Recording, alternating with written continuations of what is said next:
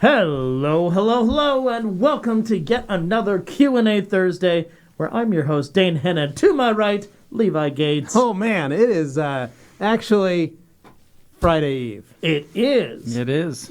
To my distant left, Anthony Fisher. What's going on? And to my direct left, we have a guest. And that guest today is none other than Dave Phillips from P&S Products. Welcome, Dave. It's great to be here. Thank you so glad much. to have Thank you, here. Dave, Let me for coming. join you. I really appreciate it. No, we're going to have some fun today, and I know the folks at home watching are really excited because anytime you get a chance to talk to somebody who actually develops the products that they know and love, you just get that much more excited to have your questions answered because you probably got a bunch of them. Absolutely. So, Dave, without further ado, unless we have some housekeeping. Well, no, I just wanted to, we do have some light housekeeping that we got to light do. housekeeping. One, I just wanted to let everybody know, yes, this is still Q&A Thursday. However, this is a new segment that we're planning on having at least either once a month or every 6 weeks or every 2 months. The goal is basically what Dave is able to come to us and visit and hang out. We might even some days have him virtually. So the goal is that we want to make this a new segment for the year where Dave can come on and really help answer a lot of your chemical questions. So this is a new thing, guys, and this is going to start. Our goal is to start making this an actual, we should maybe have you on 6 to 8 times this year. So we're super excited. Really Thank you for coming on and being a part of this and doing this. So you guys will be able to start building up those questions and getting them going. During the podcast earlier in the week for the main podcast channel, we talked about maybe calling it like Chemist Corner or something like that. Come up with a name, guys, in the comments. What we should call this featuring Dave, because he is going to be helping on this front. It's going to be Chemist on the loose. Very cool. Yeah, Chemist Unleashed. I think, for myself, what I'd like to, I don't think we should just be limiting this to questions about the P&S products. I think if people have, interest in just all sorts of, what goes on on the chemistry of a car, what everybody's doing. I feel like I would rather be a general ambassador of knowledge and what, and some kind of Absolutely, facts or what, than just talking about P&S products. So that's fantastic. And I think the folks at home really would appreciate that too, because as fun as it is to talk about P&S products, they use other stuff too, and that's totally fine. And a lot of the chemistry plays, every which way, and you're familiar with it, so you can actually speak to it on a objective level. Absolutely. Anthony, do you want to talk about what's sitting on the table? Talk about what's sitting on the table, right? A little bit of housekeeping here, right? Okay. So a couple things, right? This week we have launched the new exclusive Eagle Edgeless 450. Can we get a super zoom in on this? Can we zoom in on this? We can't zoom in. The one day you can't zoom in. There we go. Okay, so this guy right here, 450 GSM in an exclusive color for Amazon.com. Now, this is only going to be sold in a 6-pack, pre-packed, and it's as beautiful as you see here when it arrives home to you. The new custom labeling we created for SEMA. It is. It's amazing. It's got some great sounds to it. Yeah. If you want to crinkle this up, you can. Do an unboxing. But it's fantastic. 450 GSM, 70-30 blend, made in South Korea. Yep. This is the same Eagle fibers that you all know and love, right? Just at a slightly lower GSM, right? It's that perfect middle ground between the 350 and 350 and 500 technically, because it kind of meets the two in the middle by still being an ultra plush, but being a little bit more pliable and having a little bit more. It's kind of a throwback. The first Eagles were 450s. About 450 is what they were, right? Yeah, they were 450 is what they were. The original Eagle was a 450, so we're kind of doing a little throwback. A little full circle. Because when we upgraded and changed some things, we made the Eagle 500. That's what we called it, the 500. So kind of a little throwback for everybody. Amazon.com. The only place you can get people it exclusive. Might say, why Amazon? Because some people might not get it, right? But the idea is just to kind of, let people know that we do sell on Amazon, right? Because Amazon is a big part of our business, and we sell not only most of our towels there, but we also sell chemicals and everything else. You can buy P&S products. And you can buy P&S products right there. And this is something you can add to your cart, and it makes things easy, right? Yeah. 2-day shipping, prime shipping. It's also testing out the new packaging. Yeah. Because this is going to be a new transport packaging for a lot of stuff. So we want to, see how it does, see how it ships, see how it travels, see how it comes, see how people like it. Yeah. Give it as a gift, there right? you go. $20, right? Oh man, such a So great deal. at this current pricing, right? I think it's around $20. But basically, if you know anybody that's into auto detailing, they just picked up a new car, or you know their address, you want to get them something good, send them one of these. I guarantee you, they're gonna open up and be like, "Oh, this is awesome!" Microfiber towels, premium towels, they're beautiful. Pair that with a gallon of rags to riches or a 32-ounce of rags to riches, right? Imagine opening that up. For your birthday gift. You would love that. Your birthday's coming up, but we're not getting anything nice. My birthday is coming up on the 22 days until my birthday. So remember, guys, you can send your gifts to Levi at the Rag Company, 5430 West State Street. We're getting you a bunch of rusted things. Send me your junk. Yes, we want a bunch of rusted trinkets, not like hot garbage, but Hot Wheels. Cold garbage. Things that maybe I could make something with. Some railroad spikes, things like that. Stuff like that. So maybe buy me a bag of towels. I don't know. I appreciate that. You don't need any more towels. You got more towels than you know what to do with. So it should be a good time. Please also sign up for the newsletter. Tomorrow there's an email coming out, I believe, that I think you guys are all going to want to read. Yeah. And click on and dive deep into. Oh.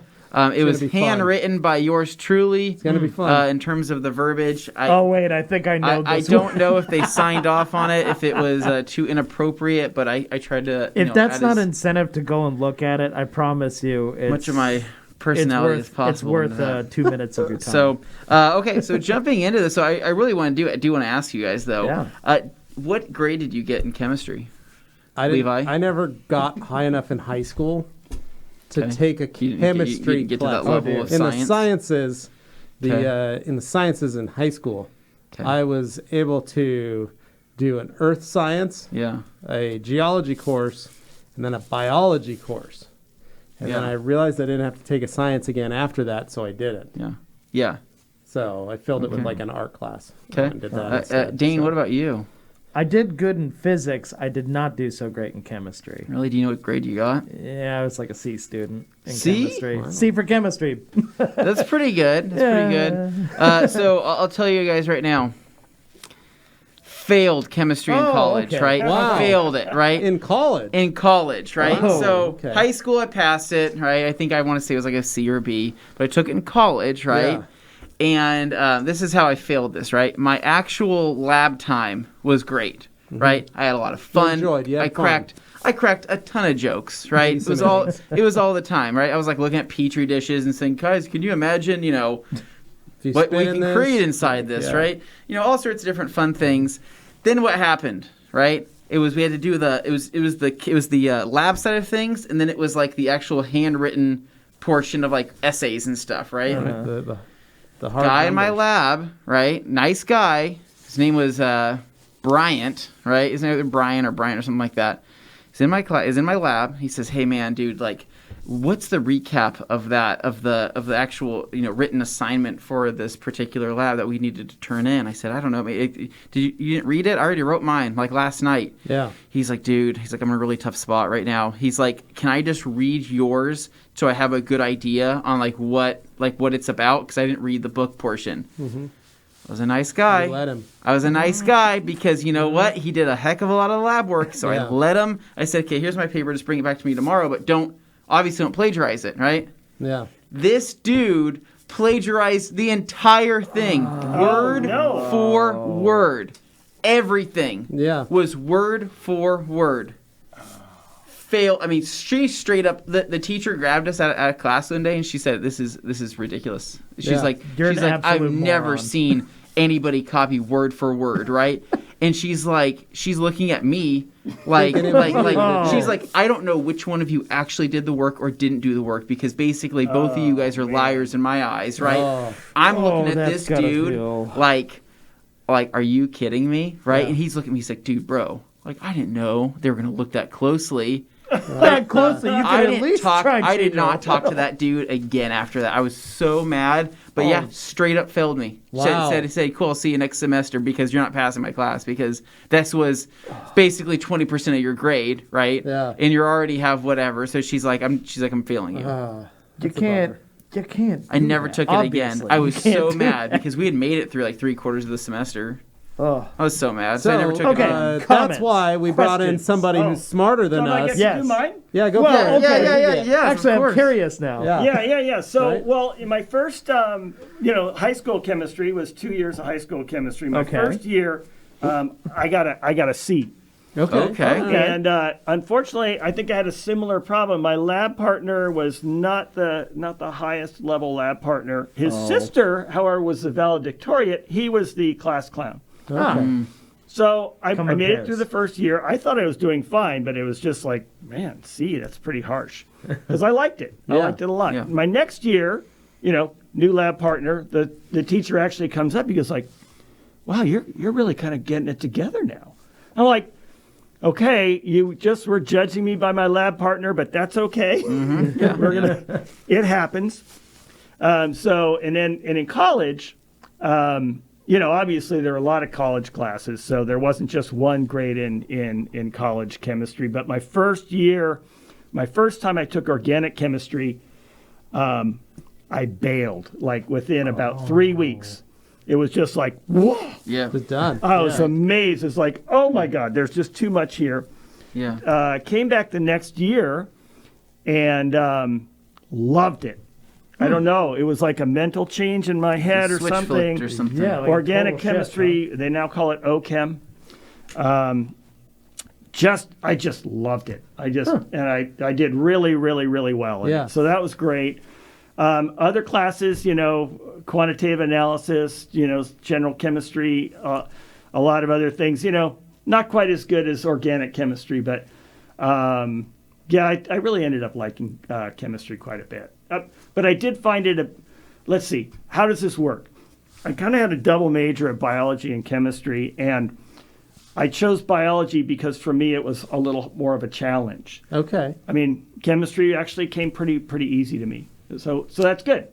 Yeah. I like it. I ended up doing chemistry, so that's great. There you go. Well, now we have a lot of your great combinations in which we now use on a daily basis. I want to know. Okay, what did you guys get in chemistry? Everybody listening here, your comment down below.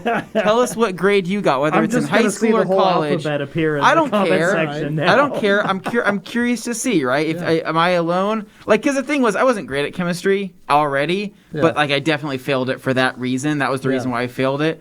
So I never really knew if it ever was something I was going to get into. But there was a lot of measuring. There was math involved. There's things like that. Yeah. And I wasn't my never thing. got into it. I never could see past it. It wasn't until I opened my own shop and then I started learning why certain chemicals worked differently or did things other ways. And I remember going I was reading an article. It was a detailing wiki called The Old Gray Whistle Test. And that one, yeah. I would read this guy's, and he's a chemist out of the UK, and he would write these articles on how and why detail products work and how and why this does this and how this does that. And it was super basic, but they were nice little blog posts. Yeah. But that's when I started going now I have a practical excuse as to why I need to learn this because it's bettering me in my job. yeah, makes So to sense. speak. You can apply it differently. And I think the processes of cleaning things and polishing things, the concepts translate, across, a general purpose cleaner in your kitchen is going to be about the same as a general purpose cleaner, in a car with slight differences, right? Yeah. Your kitchen, you need to pick different detergents and emulsifiers that are basically going to be maybe a little less harsh and a little less toxic than you can get away with on a car. But, nowadays, that's kind of the past. That's more like about 30 years ago. Right, yeah. Nowadays, everything's very biodegradable. Everything is low toxicity. So you see less of a difference between them. Yeah, that's cool.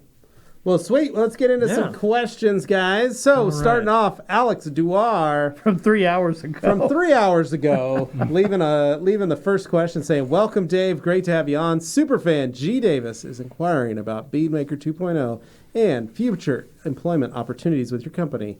He needs a semi-retirement distraction." Very funny, Alex. And Dan Pfeiffer, good afternoon. A word up from Minnesota. Hey. Happy Friday Eve, TRC crew. It's the best day of the week. I love P&S products. Looking forward to having Dave on the show today. To which he follows up. Longtime Beadmaker user would First time love to hear what Dave has to say about Beadmaker attracting dust. I have experienced it myself, but I still love the product and the results and will continue to use it. So, Right. Can you tell us, Dave? So we've done a lot of testing with dust. It's certainly been comments that are out in the market. I mean, I used the product for years and didn't have any problem with that, except at specific times of year when in my neighborhood pollen. where pollen comes out and that sort of stuff. There's a lot of you're driving down a dusty road. So what we've done is we've compared on the same hood. We've taken 16 different products, all good industry-leading products, compared them side by side. And, we tested for a lot of different things. We tested for, how the application went, how the wipe-off, the gloss, the depth. But, after you get past that and you start looking at the product as it performs on the car, you can see dust. And I basically just have to say that every product dusts. Yeah. There are variations of how much they do, but as I was telling Dane, is that really the only part, strangely enough, even with the control would dust a little bit. The tape lines actually dusted less than the control. Yeah. Like the leftover residue from the adhesive? And there's really no residue, but I don't know why, but you could actually see Less it dust was in the less tape. dust in the removed tape line than there was in the control with nothing on it. So I didn't want to go into too much depth on that because it wasn't really going to help me at all. But basically, Beadmaker was not in the top half of collecting dust. So it wasn't even in the top dust collectors. Yeah, of the no, there were much worse, but everyone did, and so that if you've got a product in your car, you do get some dust collection. And this There you was go. amongst like how many different products? 16. 16? Okay. Yeah. 16 different products. That's a sizable. yeah. It was a lot of sample, fun. yeah. The other thing that was really interesting about it was, we didn't just do the test and remove all the products. We left them sit there for 5 months. Sure. Yeah. And that was a lot of fun, too, to see them. Actually, there were really only about 4 products that didn't last the 5 months. Okay. Pretty much everything else was visible on the surface. You could tell basically when the car got wet. Uh-huh. But, as far as what was left, 5 or 6 months later on a dry, clean surface, you really couldn't see that there was any product there on any of the products. So they weren't performing like what you would want to have anyway. Yeah. Right? And So was the test surface, was it horizontal, vertical, or somewhere in it between? was the hood of Bob's hood, Tahoe. okay. It's a metallic kind of gray. Okay, that's a fairly level. Yeah, It's fairly surface. level. Yeah, it's fairly level surface. And it was fun though. We'd wash it and then you'd spray it and then, watch watch the water basically Dance around on the hood. come off. And so so at the end of 5 months, pretty much every single one was still noticeable that way. But they weren't performing products anymore. Yeah. They weren't what you wanted to put on your they weren't what your car wanted Sure, at that yeah. time. No, Anthony, that did you helps need a explain. drink? Is that what you're looking for? I was kind of looking over there to see if Yeah. there was like a Mountain Dew or something of that. What I would have you like? I have water. Okay. I Well, see was gonna say, maybe one thing in that. 'Cause- fridge. Dave might need a Dave might water, need a drink, so I'm but- just saying maybe if Yeah. Gabe's watching, he can bring you a Mountain Dew and maybe bring Yeah. Dave a water. Yeah, that would be like, or unless whatever you sounds wanna- good to you. unless you Okay, wanna- I think Yeah, definitely water would be great. Water for would me. be great. All right, Okay. let's see if Gabe can get on that. I don't So, know, right. Dave. all right, Matt, the viewer, saying, Bam. in case I can't join live, I'm curious as to what product is a good sacrificial layer to put it on top of a ceramic coating to help coating shed dirt, water, etc., expecting to renew it every 4 months or so. Mm-hmm. Well, Beadmaker is perfect for that. Sure, Beadmaker Beadmaker's works nice for that. wonderfully. Kind of a more standard paint sealant. Yep. Yep. Even a non-abrasive paste wax could be yeah. fun. Yeah, even there, like a All finishing those, wax. all those are basically sacrificial layers that could be put on top of a coating. And as long as they're providing extra lubricity, mar and slip protection, and then an actual film, that's a good selection. Okay. Very good. Now I've got T-Line Auto Detail here. Question for Dave, as many of these will be. Do you approve of any off-label uses for your chemicals, such as engine bay cleaning with Brake Buster? If so, any more you like? No, we're If asking not, pretend I never the- said anything. Thanks. Asking the in-depth questions. I don't know. Yeah. I don't know if Break the Dave is code. going to reveal all these Yeah. Trying things. to break the code. That's like Trying to break the McDonald's is now code. doing Yeah. those menu hacks. Yeah. Land, sea, and air. You can hook up a Big Mac with a McChicken and a fillet of fish all in one. Can you do that? You can order no, that now. you cannot. Crazy. Land, I sea, and saw it. air? Yeah. But more That's what they importantly, got. Dave. So that's what we're talking about right here. Really? There's a Yeah. brake buster maybe to clean an engine bay, something like that. Change it up. Yeah, that possible? I think as long as we're dealing, sticking with automotive uses, those are basically what the product line is designed for. I think you're fine. Mm-hmm. Brake buster in an engine has been pretty amazing. Yeah. There you go. We wouldn't want to basically. Yeah. I think brake buster is a very versatile product. Does tires and wheels. Yeah. It's effective on grease. It's effective on particulate soil. There's no reason that it would be harmful for an engine at all. So it's a good choice. There you go. Yeah. Well, I mean, or like, for example, right, undressed can be used on rubber floor mats, right? But also, we've done brake buster on rubber floor mats We and have, rinsed them out with the water, and we haven't Yeah. seen any ill effects there. So No. I think there's a lot of different things that people have been playing with Yeah. and doing, and all sorts of stuff. It's exciting, right? Yes. Yeah. Bead I make- think bead- on an official basis, I have to be a little bit careful. Yeah. Yeah. Our products get used in very surprising ways. I mean, Not all of I them think, are recommended. I'll take that. I don't know, coating a shower door. I Yeah. love that. I mean, you're not really hurting anything, but Right. Yeah. Yeah. to each their own. Sean Prinz saying, "Hey TRC, I saw Green Star at the store the other day. Is it a good tire cleaner?" It Yeah, is. it's a really good tire cleaner. It is a very good tire cleaner, yeah. Dino, Bam. hello, my awesome people. Wishing you all a nice end of the week. Questions for Dave. Would it be possible to add some chemicals in Rags to Riches to help with hard water? Because I've used Rags to Riches without my water filter in a washer, and it doesn't work as good as with filtered. So We there were are. talking about this beforehand. We Yeah. did. Yeah. There are chemicals in Rags to Riches, and there have to be in just about every detergent product Yeah. to help with hard water. I think depends on how hard your water is. So there's a limit. It's obviously designed to help with, 90% of the water that's out there. I think he's in Austria. Dina, are you in Austria? Is that right? I'm trying to remember. Is it Austria, Austria or Poland? Poland? Anyway, I guess they'd Remind be us, Dina, curious where of you're what his located. Yeah. water hardness is. That would be Yeah. interesting. The other thing is when you're doing that test, you would almost have to cut your towels in half and wash, half the towels in the filtered water and half the towels in not the filtered water, because you can have differences between your towels. Sure. It's just Without a little using hard the to exact tell. same one, you wouldn't really know. Yeah, and even with your filtered water, unless you're testing your water at the time, you don't really know whether maybe your water quality just changed between the times you used it. right, or maybe your filter's time to be replaced. Yeah, well, he said the filter worked better. So, but I'll tell you that in Hayward, we go through this once a year. We use, deionized water for all of our products. Yeah. Ordinarily, we get, huge DI bottles, and they will last a month. Currently, our 4 bottles will last 1 week. Wow. Because what happens is they change water supplies while they're doing maintenance on the system, and our water quality plummets. Oh, okay. Yeah. So you can have drastic changes in water quality, just throughout the year, and you don't see the difference. I mean, the water doesn't look any different, doesn't taste any different. There's no notable change unless you're testing that water. Yeah. Yeah. Makes sense. Hans saying Happy P&S Day, people. Hello, Hans. Happy. And then Dan agreeing with him.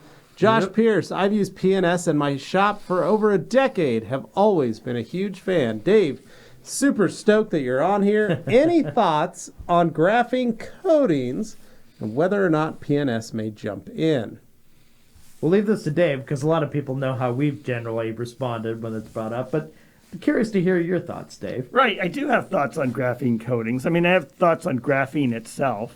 Graphenes are very unique chemistry. When it's put together in a long line, you can form fabrics out of it. Yeah. You can get amazing things out of the nanotechnology that graphene is. I guess the bottom line for us and P&S coatings is I haven't come across something that was significantly better in the performance criteria that we're looking for: gloss, durability, hardness, chemical resistance. Side-by-side testing has not shown them to be that much better or better at all. So we're not really interested in making changes for change's sake. We can go into terminologies and marketing and all that sort of stuff at some point too, but I don't see anything that's really made a big difference to me in graphene coatings. There we go. That makes sense. heard That's it. appreciable because you do run in sometimes with, the need like a shark where it's got to keep swimming or else it stops and it dies. But it's definitely something where you got to keep moving, and some businesses feel the constant need to update, change. It's new, it's fresh, it's all this. When really there was nothing wrong with what they were doing before, and until something truly revolutionary comes along or something that represents something that the actual people who use it can tell the difference, it's just not worth changing it up to that point. Yeah. Right. I mean, the proof's in the pudding. Yeah. Right. That's the bottom line. Is so you need to have something that is a tangible effect to really make the difference. So you're still at the point where you're satisfied ceramic coatings are more than capable as it is. They're doing a great job. They're doing a wonderful job in the industry. Well, cool. Yeah. We got Dan. Dan Pfeiffer saying, Dave, are there any other detail chemical companies that you think are delivering quality and innovative products? Anyone else that you really respect in the industry? Oh. Well, actually, I mean, I think there's a lot of good chemical companies out there. A lot of good products. There's a lot of good products out there. Absolutely. Yeah, we are, we're big promoters of, the detail industry strong. Yeah. And that includes our competitors. And I think there's a lot of people making quality products. And I think that the net result is I think what you always want to do is take the performance, your experience with the actual product. It's not what's necessarily written on the label. It's how the product works. If you're getting good performance out of a product and you like it, I think I'd recommend that. I think I'll just leave it at that. I don't want to really name names, but there are a lot of really good chemical companies out there doing really good products. Any particular products that jumped out as something innovative or unique, though, that caught your eye, that seemed a little different than the norm? Well, not to put you on the spot. No. I mean, certainly. I mean, I'm just thinking through. I'm thinking throughout. Kind of like my history of time. I mean, there's certainly been amazing products that were unique that were brought to the market by specific companies. And then become the standard over time. Yeah, I mean, so Automagic with the clay bars. Sure. Yeah. And then along with the clay bar came their detail spray. Yeah. Which so the two of those were they were big, right? Yeah, they're good. Let's see other products that have like really. Give me some time. I'll see if I can come you can up always with something. feel free to butt in when you remember something you want to throw out there. Just go ahead and say it.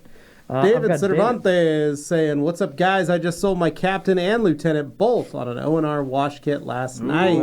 That's Nice, awesome. David. Very nice. Putting in the work. Adam Hancock saying, "What's up, TRC? Happy Friday Eve. Best part of the work week." Hey. Josh J saying, "Will we see an SiO2 or graphene sealant from P&S in the future?" Huge fan, by the way. Well, we just kind of talked about Yeah, we that. did. Which one is that? He wanted to know about will we see an SiO2 or graphene sealant from P&S in the future? Oh, okay. Huge fan, by the way. So the ceramic coatings. I mean, the coatings are SiO2 coatings. Yeah, Sure. So I'm not a big fan of the graphene spray. yeah. I think there's technology in the graphene coatings that is plausible. Graphene and SiO2 both act as a kind of a reinforcement for the coatings. And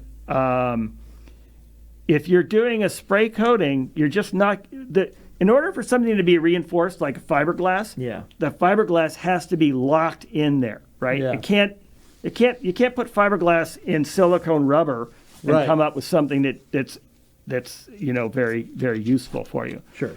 So in order for graphene, SiO2, and ceramic ingredients to do something, they have to be locked in so that they can give structure to what you're doing. So if you're talking about a lot of these SiO2, you run into like car wash products now, or wash products, and graphene wash products and all that sort of stuff. Graphene infused. Yeah, I don't really see the purpose to those. It comes across very marketing heavy first and product second. Yes.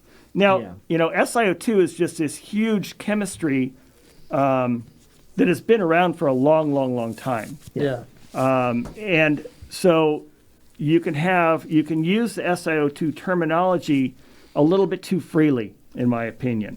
So, SiO2 can be a thickener, it can be an abrasive, it can be a gloss enhancer. It can, a film former. It can do all these things, but it makes it awfully easy just to throw the terminology into a lot of different products where it's not really doing anything. And it's happened in the industry, repeatedly over time. Correct, Back when I got started, the big term was polymer.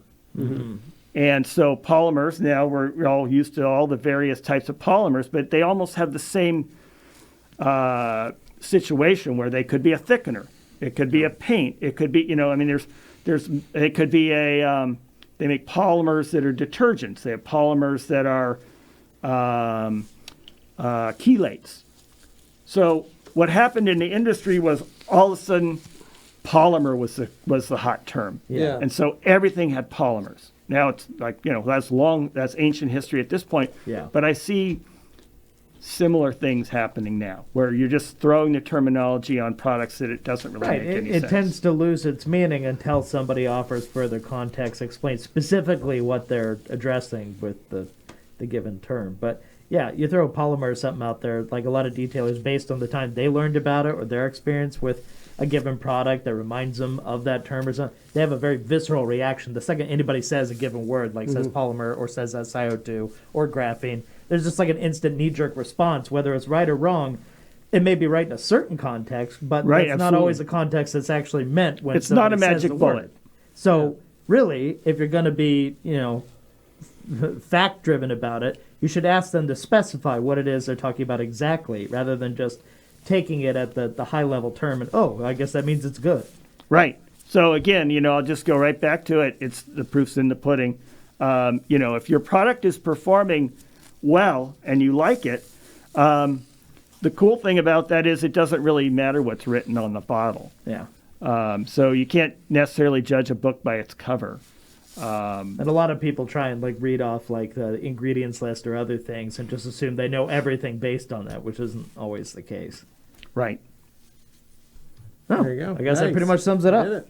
Moving David along. Kerrigan, hello TRC. Dave, any thoughts on developing sheet maker one day? All the water just falls off. Just Yeah. Well, yes, there are thoughts. Yeah, definitely. We're always looking at new things, and sheeting is actually a really neat process. I like it. Mm-hmm. I have put together products that do some good sheeting. They haven't made it to the market yet, but then they may or may not at any point. But the thing about sheeting, it's really cool because the water basically leaves the surface, and you're not going to get any water droplets for it. Part of the problem with a sheeting product is that you kind of can't tell it's there, so it lacks some market appeal. Yeah. When you first put it on, like a naked surface. What's that? It almost looks like a naked surface. Right. When you first put it on, you go like, wow, it's sheeting. But, in 2 months, it's like, wow, it's sheeting, kind of makes you think it's not there anymore. Your brain says it's flat. Yeah. So what? there's a little marketing issue with sheeting products, but I think they're really cool. There you go. Nice. Brian Vlogs, Can we talk about Bead Maker and its dusting issue, even following the directions on the bottle? And can we expect a new version of Bead Maker in the future? So, Brian, earlier David talked about the 16 different products they used on the hood. They found that Bead Maker wasn't even in the top 10 compared to other products that are heavily dusting. So that's the answer to that. Not a unique phenomenon. But can we expect a new version of Bead Maker in the future? You guys are always working, always coming up with, like you said, you've got some sheeting products that you've been working on that aren't out yet, but they're products that you're still in the process of developing. We're looking at things all the time. There you go. Right. Well, and you got a huge catalog of stuff to play with. So. Yeah. It's a constant process. It's very fun. It's rewarding. There you go. But nice. T-Line saying, Dave, I got another question. What is P&S Undressed, and why is it so good at cleaning tires? Should it always be rinsed away, or is toweling off okay? Oh, I would rinse it. You would rinse it, Undressed? Yes, I would rinse it. So what makes Undressed so amazing? It's the product is designed to basically be attracted to the surface of the wheel and displace the dirt that's on there. Yeah. That's what makes it. In a nutshell, it's a pretty simple process. We're trying to get the dirt off. I guess that's what I'm saying. But it's a combination of different, charges and different detergents that are put in there, and they perform well. There you go. Okay. Excellent. Poets. Very good. Poet says, "Happy Friday." Sorry, I had to. No, go ahead. I had a dog hair caught in my mask, right? It's the worst. And it was like one of those where I was like, dude, I can't find it. I can feel it, and it's driving me crazy, right? And that's why I'm like, where the heck is this? And then I just went, I'm changing out. I'm changing it out, dude. So Here, scoot on a little over, Anthony. You've been off the screen almost the entire Sorry. I should.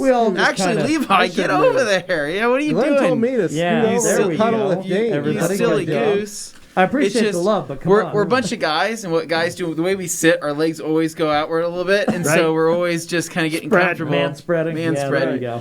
So we got a first from Puerto Rico, says, hello, TRC team. And we got Alex Dwar says, Alex. happy Friday Eve. Welcome back, Dave. Have a great day, team. Hopefully Alex gets to hang out with us for the full thing. Neil White says, hello, TRC. Looks like you guys are about to rob a bank. We absolutely are, Neil White. We're coming to a bank near you. Tell your local authorities. So I got this new mask from the Beard Struggle. That's pretty cool. Use offer code Levi15 at thebeardstruggle.com. Pick up your own mask. I got this one, and I got one in camo. Oh, man. But this is the beauty of it. Look at that. Keeps my beard looking great, staying perfectly shaped. Yeah. It's also got a particulate filter down here. Does it really? Yeah, I can pull it out if you want to see it. No, you don't need to do that. No, just keep it right in there. Well, the good news is it's more comfortable. I don't have the smashed beard anymore. I got the goofy Dane, beard thing going on because my KN95. Get one of these hairs down that way. Yeah. Everybody's, Anyway. we're getting pretty rough. It's almost like we're about to shoot a movie soon. Yeah. That needs all of our facial hair grown It out. literally feels that way. It's Maybe strange. we are. That is but anyway, beardstruggle.com, 15% off. Pick up your own beard defender for your face. Lydia Marshall says, I have a 95 LX 450. I was wondering if it is impossible to soften the leather. The leather has sort of hardened over the year, and Lexol isn't softening it. Have I got the item for you? Gabe, you don't know what you're talking about. Gabe, get out of here. So, jeez, we put this curtain up for a reason. So here's what's up. Our friends at Color Lock created a product called Elephant. Yeah, it is elephant leather. It's elephant leather preserver. They use it in museums. And right now, on the 1st, they actually sold a limited edition 2 different versions, a men's and a female's scent, men and woman's scent. What? When did this New happen? scents. They're on their way. No, they are not. For you and me to smell. Are they really? Oh, man. The women's scent is a raspberry kind of delicious. scent. The men's is kind of more of a cologne-y, musky. Oh, my God. Sold. But you can get the unscented elephant leather preserver. You can buy it here at theragcompany.com. You only need just a touch on your fingers. Yeah. And you can put it on that panel, and it will help soften. It will relax. and lighten the leather. You put a little bit on. Taking a lotion, giving it a massage. Kind of. You put a little bit, just tiny amount, maybe a dime size bit, and you can put it on a panel. Rub it all into the panel. Let it sit for about 30 minutes to an hour. Come back with a microfiber towel, wipe off all the excess, and that leather will soften. Really? It's really great, especially around stitching, around spots where your leather has started to dry out and tighten up. Yeah. It's the number one thing is they do start to tighten. This penetrates all the stuff and will soften and relax the leather without damaging it. Wow. They use it in museums. That's what it's for, is for the animal hides and things. Yeah. Not for modern cars. It's totally specific. No, it's modern. It's for modern. Oh, no, I was talking about elephant, though. Elephant is for modern cars that have started to harden. She's got an 95 LX450. Okay, but that's not modern. I'm just saying that if, let's say, the Jag, right? The Jag's leather starts to get a little stiff. Because I specifically brought it up for my Z3, and you're like, it's too new a car. Don't do that. No, you could. That. Your leather was fine. I was thinking like an 80s Mercedes. Oh, yeah. No, you can use it on that. Use it on that. Absolutely. You could use it on that. Yeah. But the point is, like the Z3, your leather wasn't dried out. Not enough. And hard enough to necessitate it. That's when we say leather fresh. You know, you could restore it. Do that. So there's things like that. But yeah, Lydia, check out the elephant leather preserver from Color Lock. Pick it up at theragcompany.com. You could also use that on a pair of bespoke leather shoes, right? You could on a pair of shoes. I don't have it. I don't have a pair of those. As Maybe a someday. fellow Land Cruiser owner.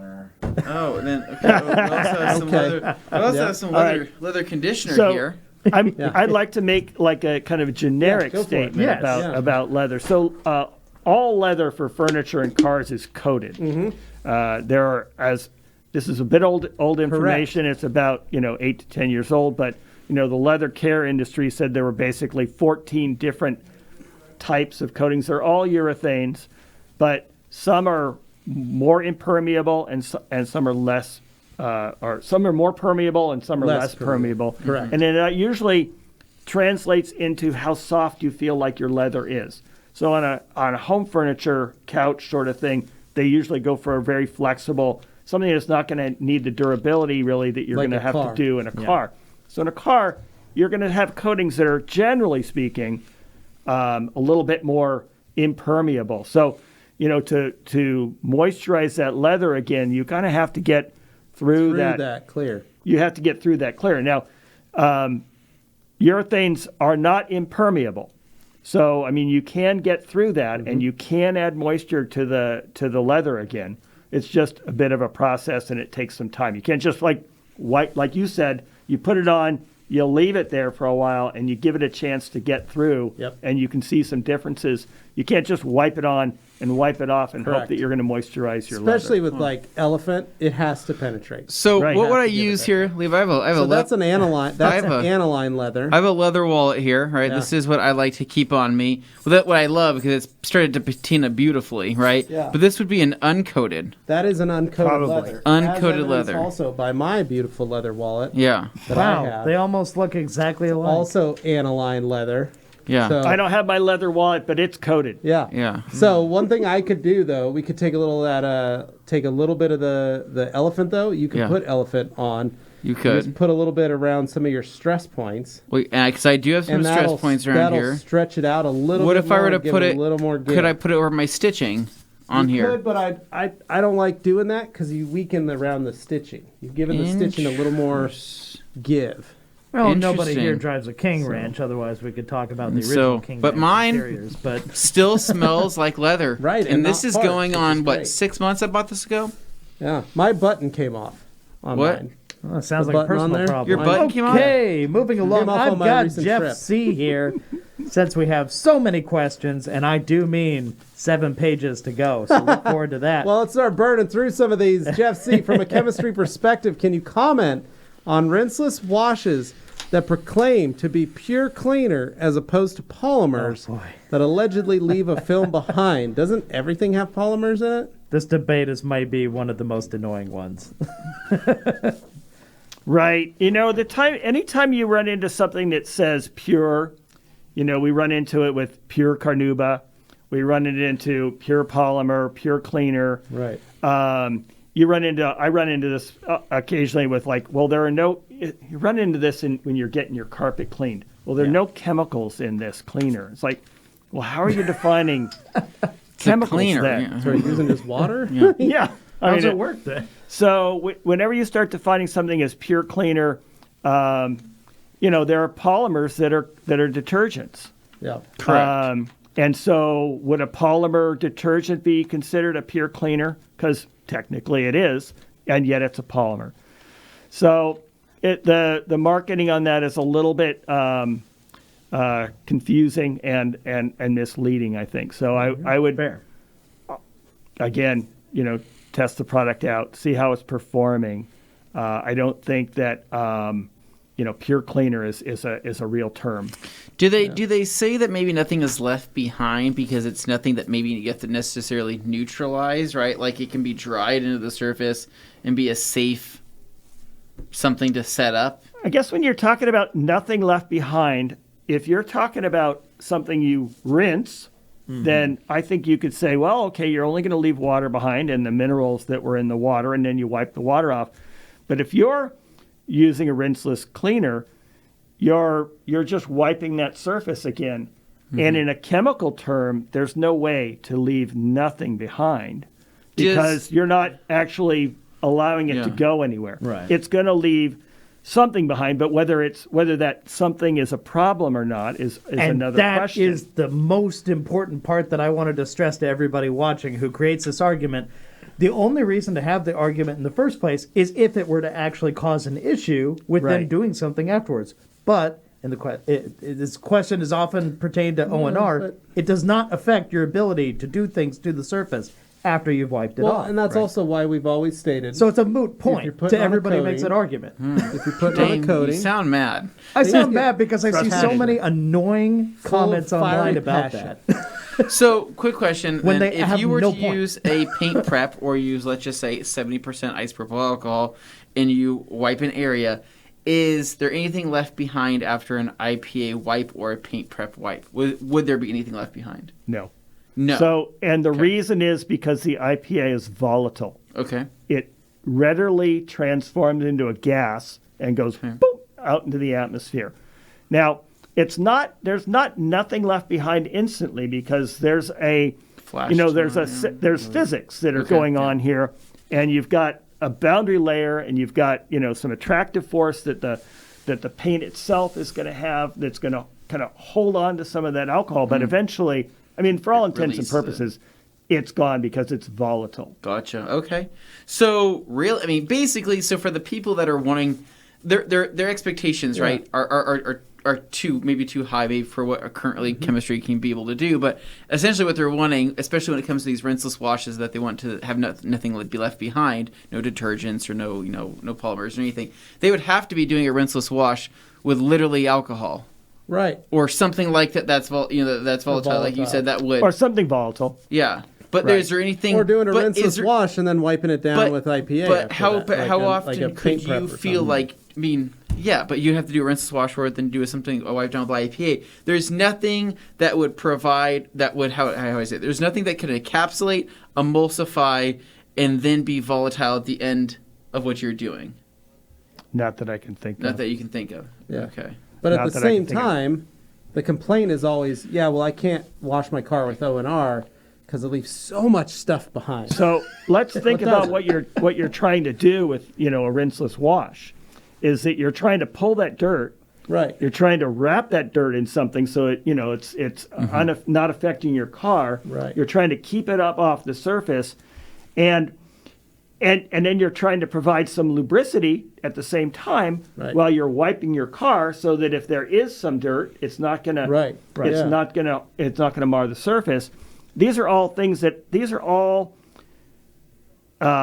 concepts that are dealt with in a subject called surface chemistry. Okay. So those little balls that form, those are a surface. That surface that's being protected, that's a surface. You're doing stuff to the surface of that car, and chemically speaking, you can test that there's something left on the car. Again, it's like, well, how much is left? Is it a meaningful amount? And does it cause a problem? Those are the questions that you need to ask at that point. And the products are going to be designed not to do that, not to cause a problem. Yeah, Cool. and then for people that are wanting that, let's just say they've done a wash that contained polymers, right, by itself, and it's left polymers behind on the surface. It's left something behind on the surface.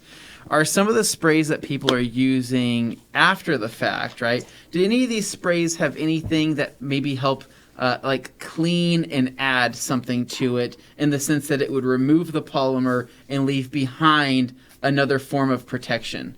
Does that make sense? Like, is there any type of like quick detail or something that they contain something like a vinegar or contain something like an IPA that would be cleaning and also leaving something behind, or is that something that's not necessarily true or possible? You're going to be taking stuff back when you use an instant detailer. You're going to be pulling some of the stuff off the surface. You are. Okay. You're not going to be like chemically cleaning the surface But you're to gonna be a pulling something pristine off. state, but you are going to remove something that was left on the surface and replace it with what's in the detailer. So it doesn't really matter then if there is a It polymer. shouldn't matter at all. I mean, those materials are going to be, everything's in equilibrium, remember.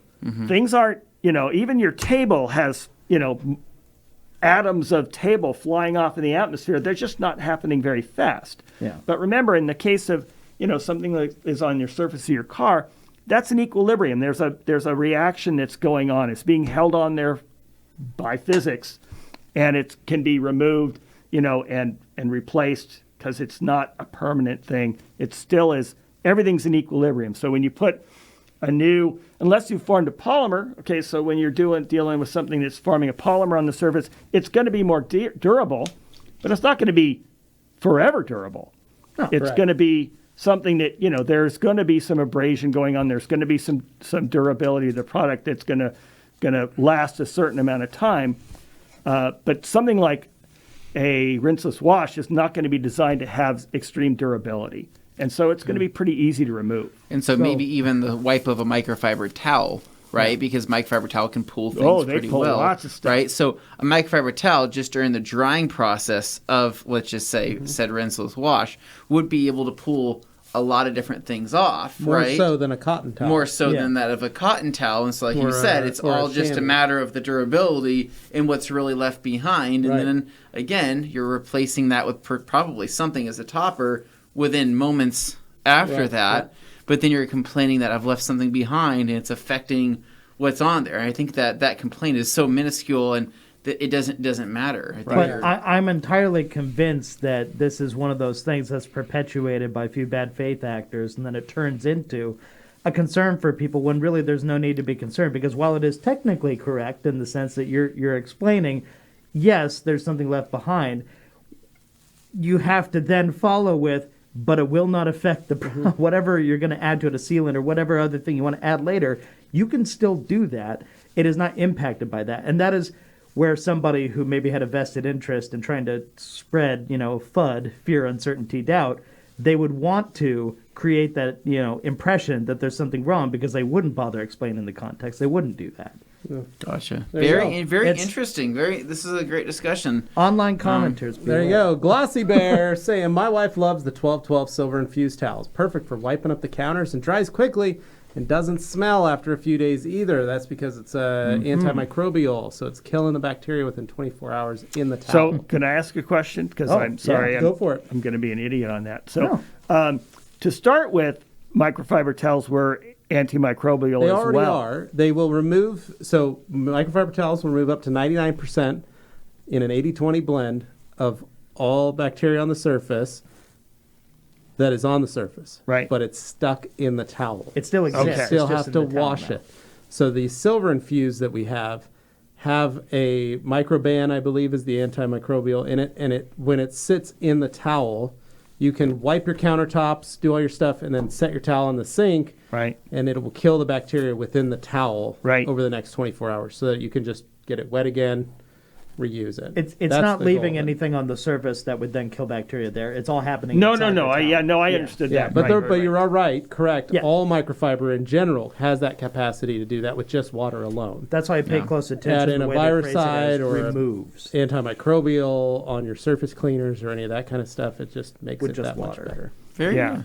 Yeah. Well, I know that in like clothing, they put silver in clothing to cut down on odor retention and that sort of stuff and bacterial. Yep. Yeah, absolutely. So we got I love this conversation. Bead Maker legend from Marceline, then Hans with Daddy Bead Maker. I mean, we're gonna.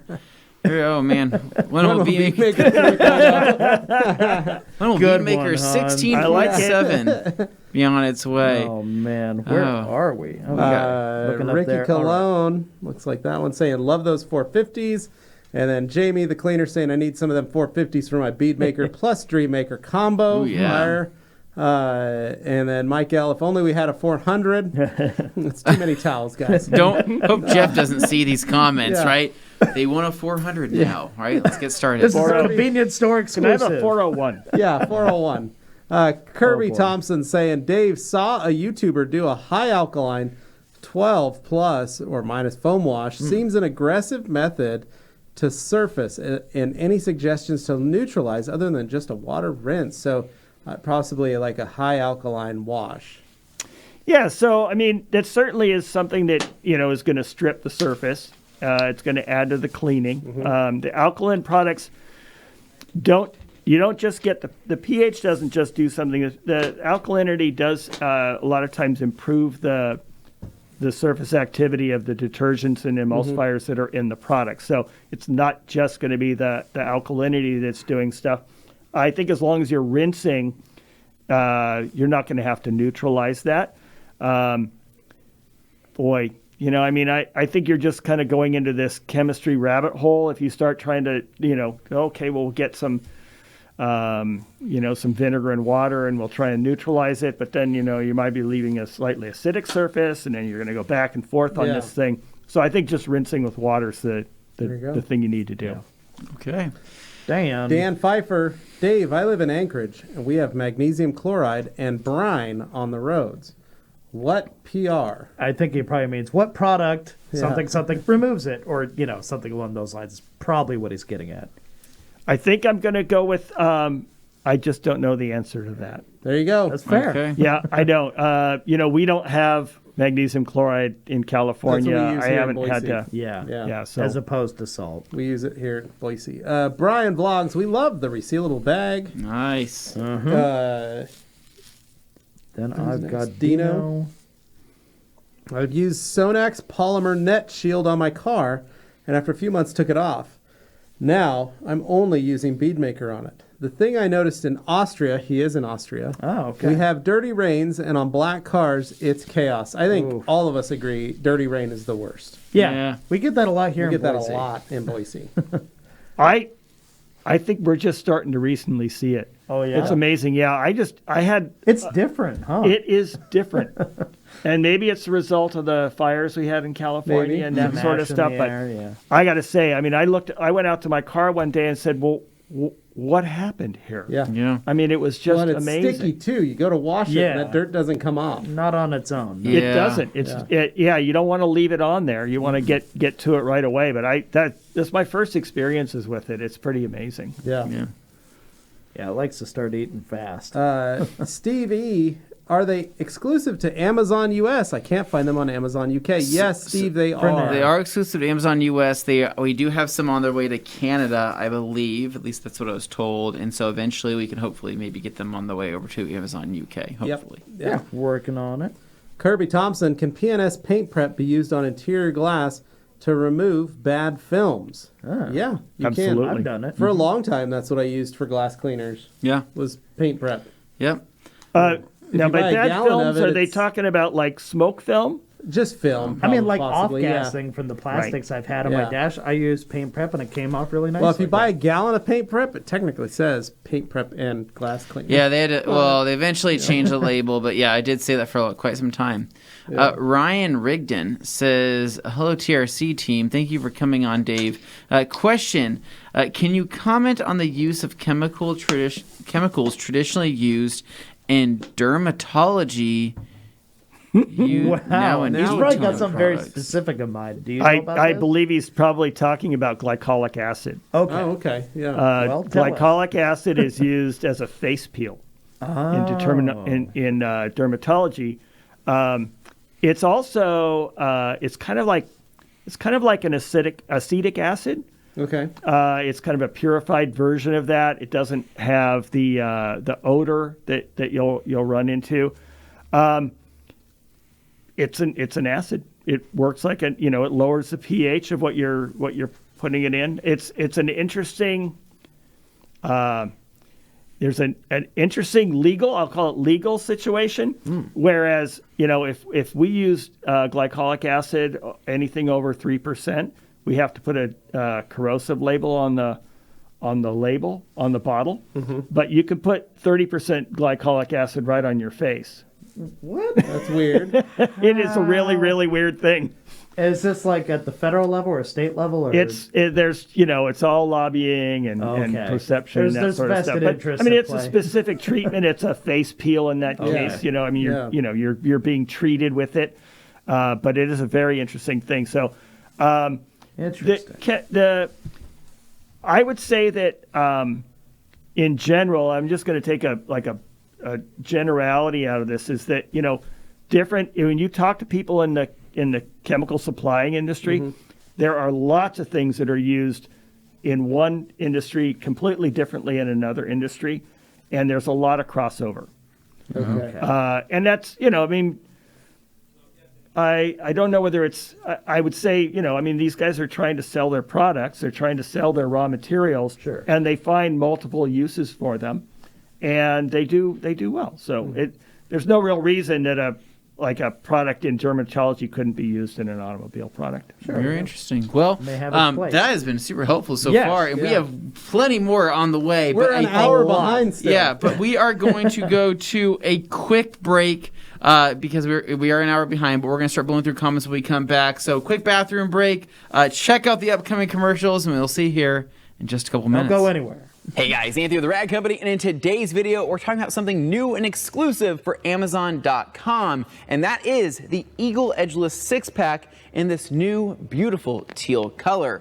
Now, not only did we make this color exclusive, but we also altered the GSM, the grams per square meter, the weight, the density of the towel to 450 GSM. Now, what does that mean exactly? It means that this towel is the perfect combination of plush and pliable. Now, for reference, we have 3 other popular Eagle Edgeless: the Eagle Edgeless 350, the 500, the 600, and then this one right here at about 450. So we find that the 350 and 500 are some of our best sellers. So we thought, why not meet it in the middle, offer something right in between with a new cool color for all of our friends here at Amazon.com. So what would you use this towel for? Well, it's a 70-30 blend, meaning it's ultra soft, ultra safe. So you can use this for all exterior detailing needs, whether it's quick detailing, waterless wash, rinseless wash, removing light polish, light wax, sealants, and so on.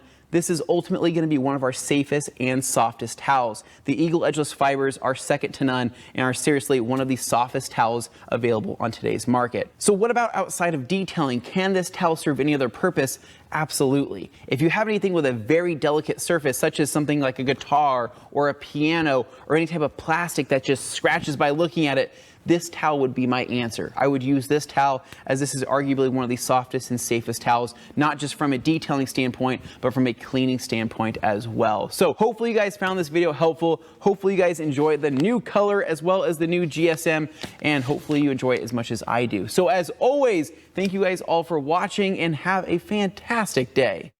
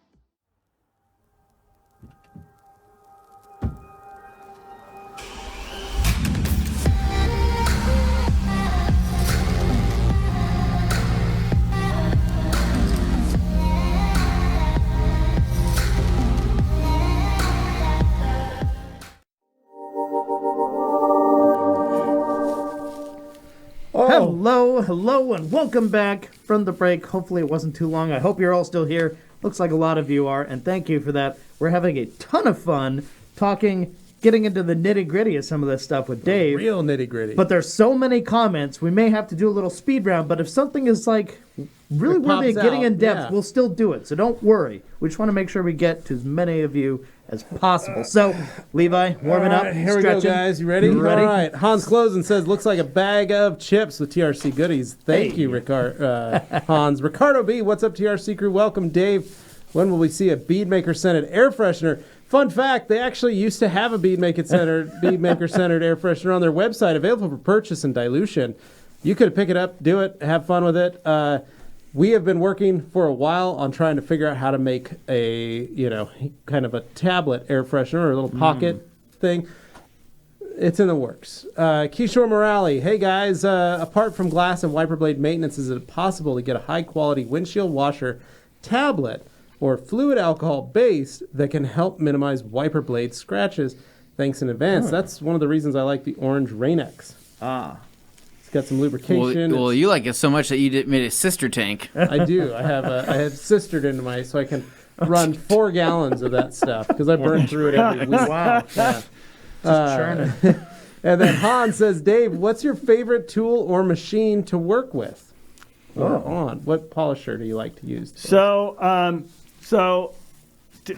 We have both Flex and the I think that we have both Flex and Rupes. Yep. So I think I work with the Flex polisher when I want to kind of do more work on the surface, and I kind of tend to migrate towards the Rupes when I want to just polish the surface and finish the surface. Fine-tune. I would say the only thing that I think is kind of fun was the Flex 21 was just this kind of the Rupes 21 was really this kind of wow moment. I think the first time I ever used it, so that was kind of fun. But they're both incredibly good quality machines. There you go. Good Both job done. But both, I don't use too many rotaries anymore. There you Okay. go. Yeah. Philip Van Boeven saying, when polishing paint, leveling creates gloss. How then is gloss created in your last step protection? Coating or topper?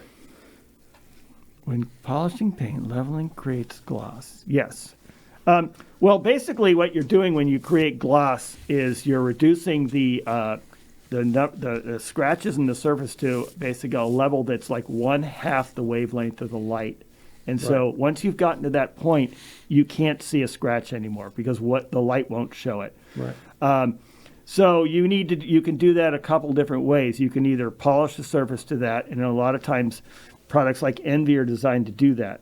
And then you try and make sure that you removed any oils and make sure they stay that polished when you do it. The other way is, the bad word fillers.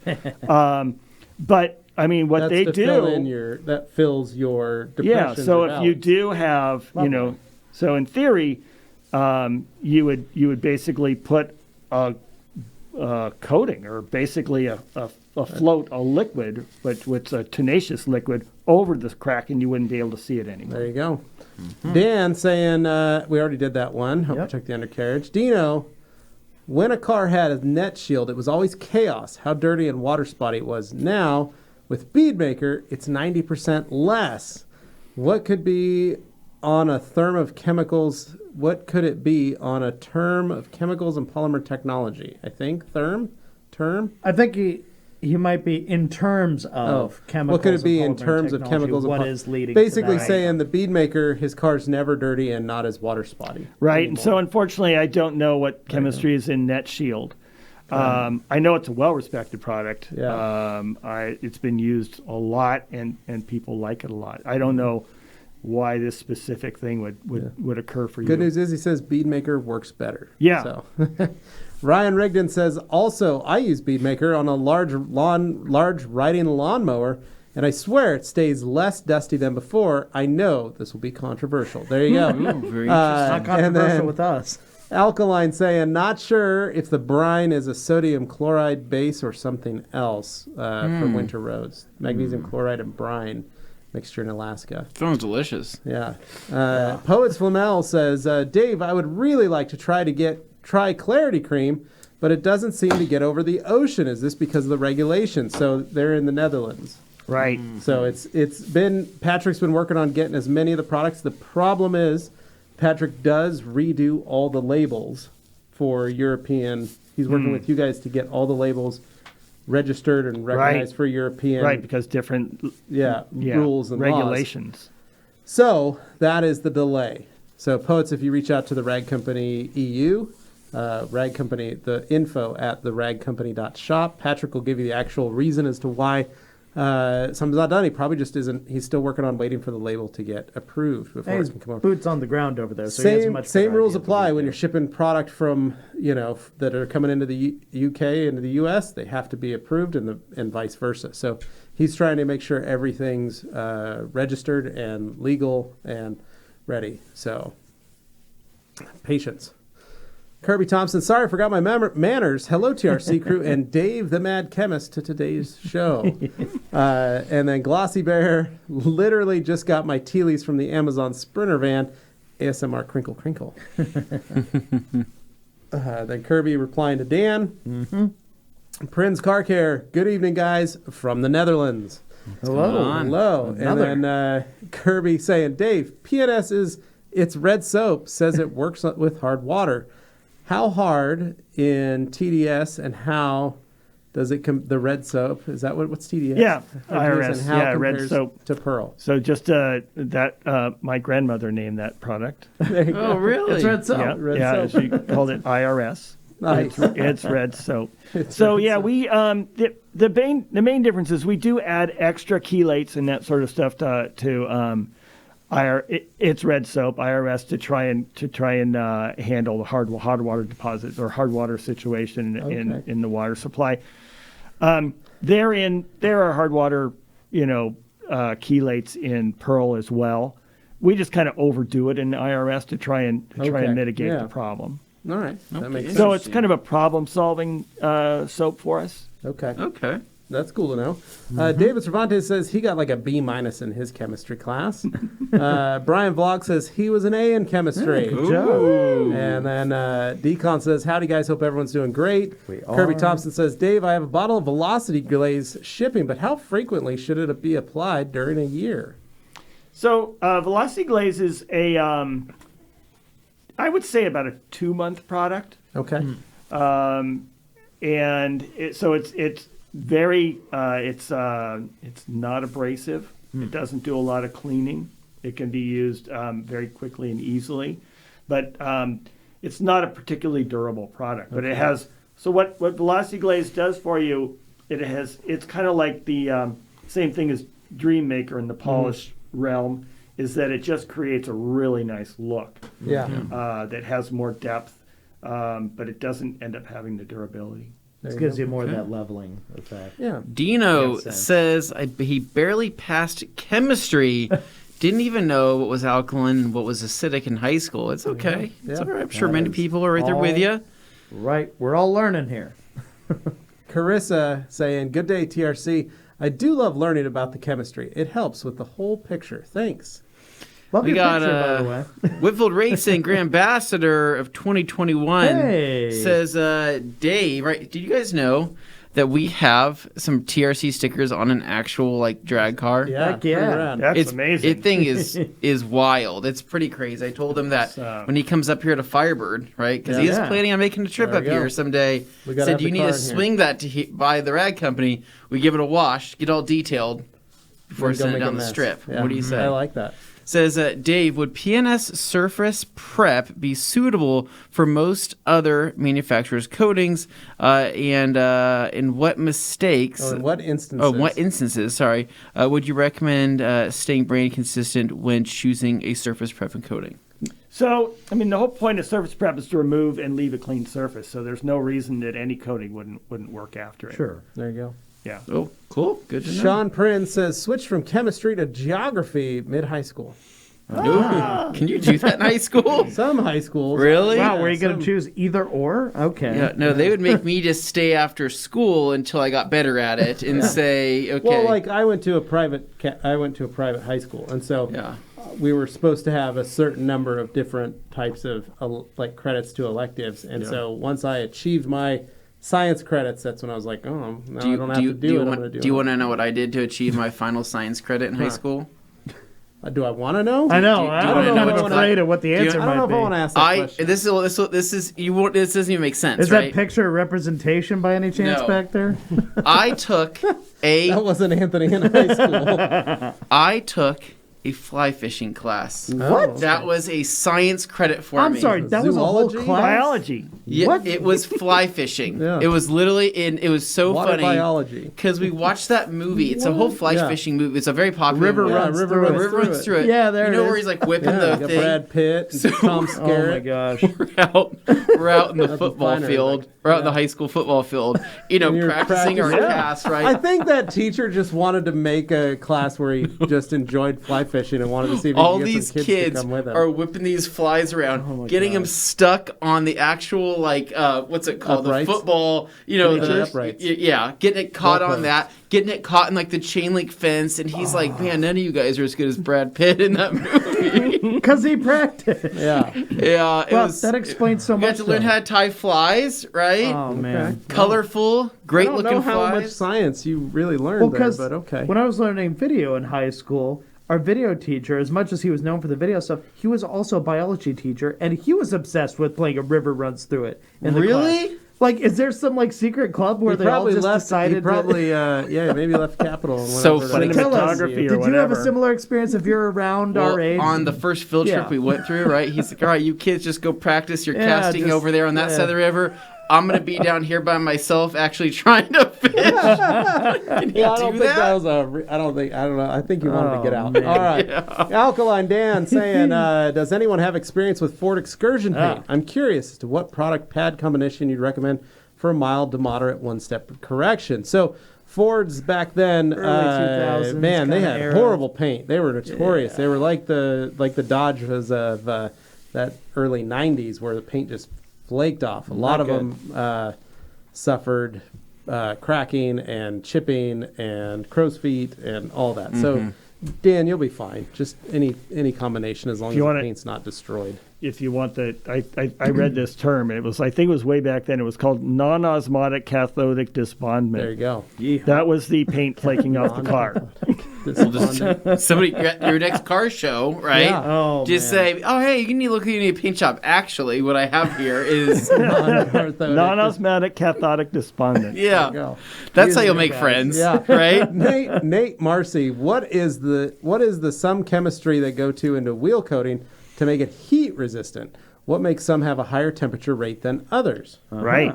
So wheel coatings, most coatings have actually, the ones that I'm aware of have good heat resistance anyway. So it wouldn't take a lot of change to make it so that it's a wheel coating. Interesting. There you Okay. go. Yeah. Yeah. Graham Marshall says, afternoon, lads. Happy Friday Eve. Chemistry was not taken as an exam subject, so I'll just be sitting quietly in the corner. There you Okay. go. Happy birthday, Graham, by the way. Yeah. Just recently had a birthday the other Really? day. Happy birthday. So Nice birthday Michael. steak for him, maybe? I hope so. Maybe some Cadbury chocolate. Ooh, delicious. Mike L., big question is, what does Dave use on his own vehicle, and what does he daily drive? Is he a car guy or more into the chemistry? Well, Let's see. I recently found out. So my car guy cred, I found out, and I didn't actually. I did this kind of naturally. I didn't. In 1982, I had an '82 Fox Body GT Mustang. Ooh. So that's kind of the best car cred I've got. Okay. Okay. I that's kind a of fastback, not a notchback. I had the fastback. Okay. Yes, and then we had kids. Oh, well. So that was 5 liters. But now you do have a Model 3. I have a Tesla. Model 3 now. Yeah. Actually, and the fit and finish on the car is pretty good. Yeah. There aren't always Because you hear that good. stories. But in my case, it's pretty good. So I like Okay. it. Typically, I use mostly because of time, and I use our waterless wash a lot to clean my car. I also use a lot of Bead Maker. I use Pearl quite a bit. I use Brake Buster on the wheels. I use the leather treatment on the interior. I'm not a big gloss guy. Yeah. So I don't do that a lot, and I usually wipe the heck out of it, microfiber towel, and I'm done to get it kind of all flattened back out. Yeah. I use wipe and shine for the tires. Okay. I really like wipe and shine. So what's interesting too, a lot of people don't know this, right?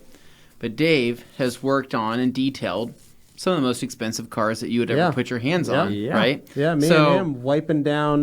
You and him together, GT40. wiping down. So I guess Dave Dan has Gurney's. a lot of credibility that some people may not know because He's also very humble. at Wiping down the his Quail Lotuses. events or going to McCall's Motorworks revival. I mean, everybody, was getting their hands on everything, but Dave's up there at the forefront. Doing He's with everything the as well. bucket, and wiping stuff down, cleaning cars. Playing with things too. Yeah, and grabbing a machine, So polishing. has there ever been a favorite car that you got to wipe down in person or clean or detail or polish or put anything on that you just were like, oh, I love this? Oh, God, pulling out names. Because you've done so many. At this. I'm terrible at this. Yeah, I mean, there have just been such amazing vehicles. I'm sorry, I'm not Gordon McCall. Well, so there was that. I can't do them justice. So there was that, because I know you put your hands on the one that was this. It was actually this last year. It was the green McLaren, the GTR that had the car. Do you want to talk? Which one? We gotta stay for it. Which one was that called, Dane? You know what I'm talking about? That had the louvers on the fenders, right? It was a McLaren that was that custom one-off that had come from the UAE. That was in the middle. Were you talking about the roofless one? No, the one that had a roof on it. It was It was parked right behind the Lotus. Booth. Right behind the Lotus booth. On the grass. Oh yeah, you're talking about the P1 GTR. Yeah, the P1 GTR. Yeah. But Sorry, I thought you were talking about the Elva that came in. No, that P1 GTR was like extra special. I mean, it had things on I'd never seen before. Not that I've seen a whole lot. I'm trying to remember if that was GTRs. one of the very, very rare examples that was done like really. I think it's the only one that color. It had that elephant on the side where we were like, that and it color was, was like incredible. That green it had with that interior, there was like that rich brown color. Yeah, it was beautiful. Super. We're all beautiful. drool. It's such cool. a dream state when we're there looking at Well, cars. the funny part is, I remember like after the first time I was driving home from Monterey, you're driving down the road and people have, they got their cars fixed up, but people, and they're proud of them, but after you've spent 4 days in Monterey, and it's just like, you're not quite cutting it. Yeah, I know. We start to get very judgy. Totally jaded. He opted for the lesser model on this one as I'm in my Honda Civic. Your brain is now broken because you can't. We've You had can't folks top that. send us pictures. Look what these guys are working on. How great it is. And we're like, we saw one of those. It's hard to recalibrate after an experience. It really is. When you're walking through the parking lot with $250,000 Ferraris, and you're like, oh, that's the parking lot. But do you enjoy more of the electric aspect of things, though, Dave? I am liking electric quite a bit now. I mean, like I said, I did like the Mustang was so fun to drive with the 5-speed, and it was just like I remember you like push on the gas a little bit and let off the clutch and like boom, 25 miles an hour, and I like that. And I got to say, I haven't had a lot of really performance vehicles since then, but I do like the instant and tactile feel of the electric. Yeah. I mean, it's just, I was joking with somebody the other day. It's like, oh, there's somebody getting on the freeway, and it was kind of loud, and it was like a little obnoxious, and I thought, this guy needs to be passed. So I did. Yeah. I mean, but that's kind of the way, it's very uneventful. It's not quite as tactile, and it's not quite as fun as having the motor. But the results are pretty amazing. You get all of the same performance, but with none of the fanfare that comes along with it. None of the drama. Sneaky. Which, to some people, is exactly what they want a car to be. If you're using it to get places and you're not trying to overdo it as far as like the experiential part of it, it's not necessarily your first choice. So. As a kid, I spent a lot of time on lakes with boats and that sort of stuff. And there were always all the hot boats out there making a whole ton of noise. And we had our neighbor... he wanted the quietest boat that would kick everybody's ass. Yeah. Sleeper. and he had it. Yeah. Well, maybe Dave will upgrade fun. from the Model 3 to the new Plaid, right? Yeah. And then, he drives that thing up here, right? Gives us all a test drive. Have you seen the Plaid it's insane. I mean, it's hard to... It's hard to Considering compare. that Model S was introduced in 12, and they really haven't changed it that much apart from a facelift and the interior update in the last year or two.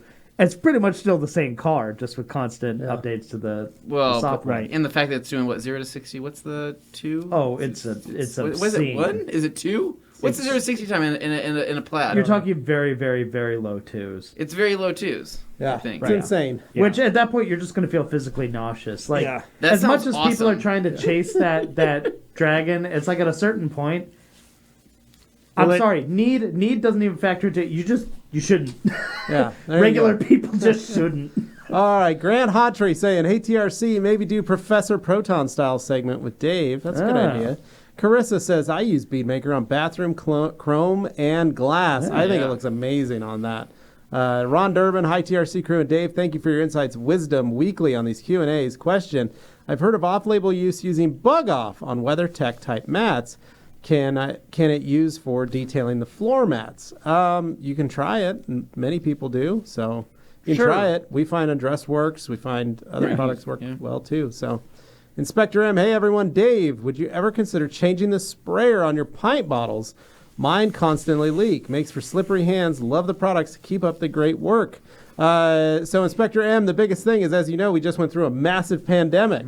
We're still going through a massive pandemic. We didn't just go through it. It's still going through It's still going on. That's why we're wearing masks. But that caused a supply chain issue. So sprayers have been very, very hard to come by. So at the moment, it's still, you get what you get. You don't get upset. So Dino. The thing about sprayers is it's just very difficult. And, you know, a lot of manufacturers stopped making them. A lot of import stopped coming in. So, you know, I don't think they've gotten worse per se, but it's harder to get something better. Yeah.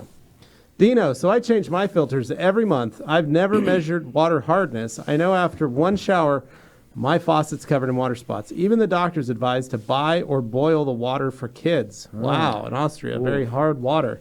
It'd be interesting if you could find a parts per million counter and see. You know, they make, and I don't know because they're a little hard on the water conservation, but they make whole house RO systems. No, there you go.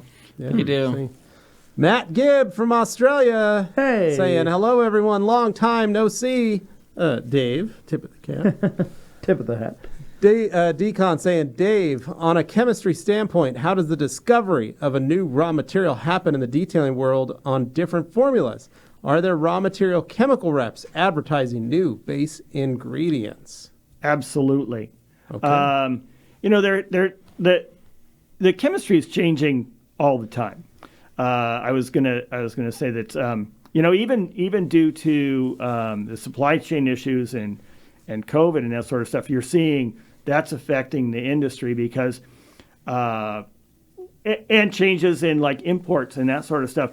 Other manufacturers are starting to come in with materials, and a lot of times because they're not married to the infrastructure that they had to make those products before, they're starting over, and they're actually coming out with products that are better. So recently, I've seen come onto the market some called narrow chain emulsifiers, and what that does is it makes it so that you can customize your detergency or your cleaning or your emulsification or whatever you want to do with that in a much closer way and get much more efficiency out of the product. So you can use, they cost more, but you can use less. And so you're putting less chemistry out into the environment after you're done using it and all that sort of stuff. So it's a constant process where, there's just new stuff all the time. That's just one that's just kind of recently happening. I'm starting to see where the narrow chain ethoxylates are just becoming available all over the place. Nice. Interesting. There you go. Lloyd G says, hey guys, happy Thursday. Are we going to see a shift in the industry regarding products that sheathe water completely off the surface versus our current standard beading? We talked about that at the beginning of the show, Lloyd. Yes. Sanel Galajazevic. Do we feel there is something coming out that's basically bead maker but won't attach to dust, lint, etc.? I don't see the issue myself. However, people talk about it all the time. People it is love what it blowing is. things out of proportion. Matt Gibb, what is it about coatings that so many water spot badly and that the old sealants and waxes rarely ever did? Is it the resins in them, how they bond, a lack of flexibility, aka the hardness, or another reason? So anytime you're dealing with a harsh spot, right? Something with a very sharp, angle, those droplets. When that water evaporates, it's going to deposit all the minerals in that little spot. And I believe that, you do see more water spotting on coatings. Is it because of the increased contact angle? I think it's the contact angle, and I do believe that there is some sort of better attachment for some reason of the water spot to the coating. Okay. I would say, I'm just kind of looking at this, and it's kind of like, oh, wait, that'd be a cool idea. Is coating and then doing a paint sealant. Yeah. Over the top of it, because your paint sealant, as long as it doesn't have an abrasive, character to it, right, a finish it's just going to sit right on the top. Yeah. That's kind of what no Anthony and I've seen that's why we like adding Bead Maker. Sure. Or something over to it, because it changes that surface tension of right. the coating. So, yeah. I don't even really see I don't either. water spotting anywhere near as much as I used to. There's the rare example where, something gets stuck next to a sprinkler, like it's my wife's car, but she doesn't even have a coated car. Hers has always just been sealed, right? I've never coated it. I've just done sealants, long-term sealants, a couple times a year. But hers still attracts water spots, regardless of of what's on there. It'll still get them. But I think the beauty of the coating though is that I find that most of the time the minerals sit on top of the coating or within the coating, and at least I'm not having to dig deep, right? It's only when those water spots really start to etch within the paint that I really get concerned, because now I'm potentially sanding something or just diving way deeper into that clear than what I want to. So, that's true. We're still an hour behind, and we got 20 minutes. Don't feel the need to rush. Know. We're happy. We're moving All right, at a good I'm pace. just seeing this hour behind still. Charlie's Mobile Detailing. Is it true that Legend contains some graphene? Sorry to keep the graphene topic up. Nope. No graphene in the Legend. Pretty simple. Brian, answer. is there a different scented bead maker? There was once. There was a blue bead maker. You could have picked it up. It was called Summer Drink. I love that scent. That was So the good. scent. And then a bunch of people disagreed with them, and we don't Honestly, have it anymore. so I used the blue bead maker the other day, right? Yep. It gets better with time. There you Like, go. I'm It's got telling an you age. guys, It's got an wine. age. I'm telling you, the scent just gets better and better. I used it for cleaning my countertops the other day when I was doing some little bit of kitchen detailing, right?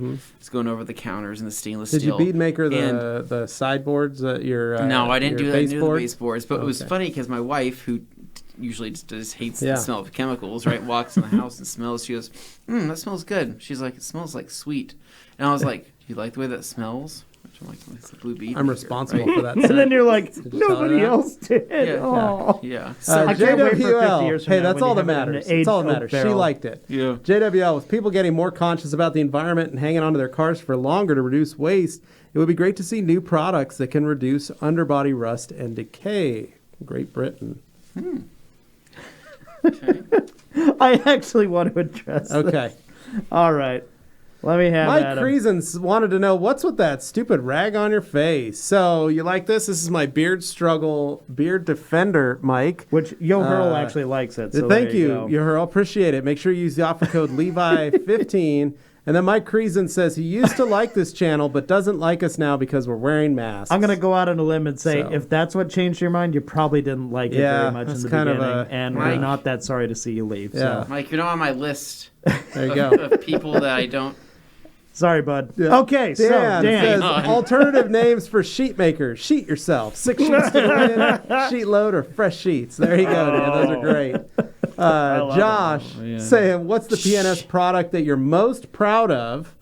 And if you had to choose one product to represent P&S, that's hard. what would That's a it be? hard Out of question. everything you've created, what would it be? That's that such a one? hard question.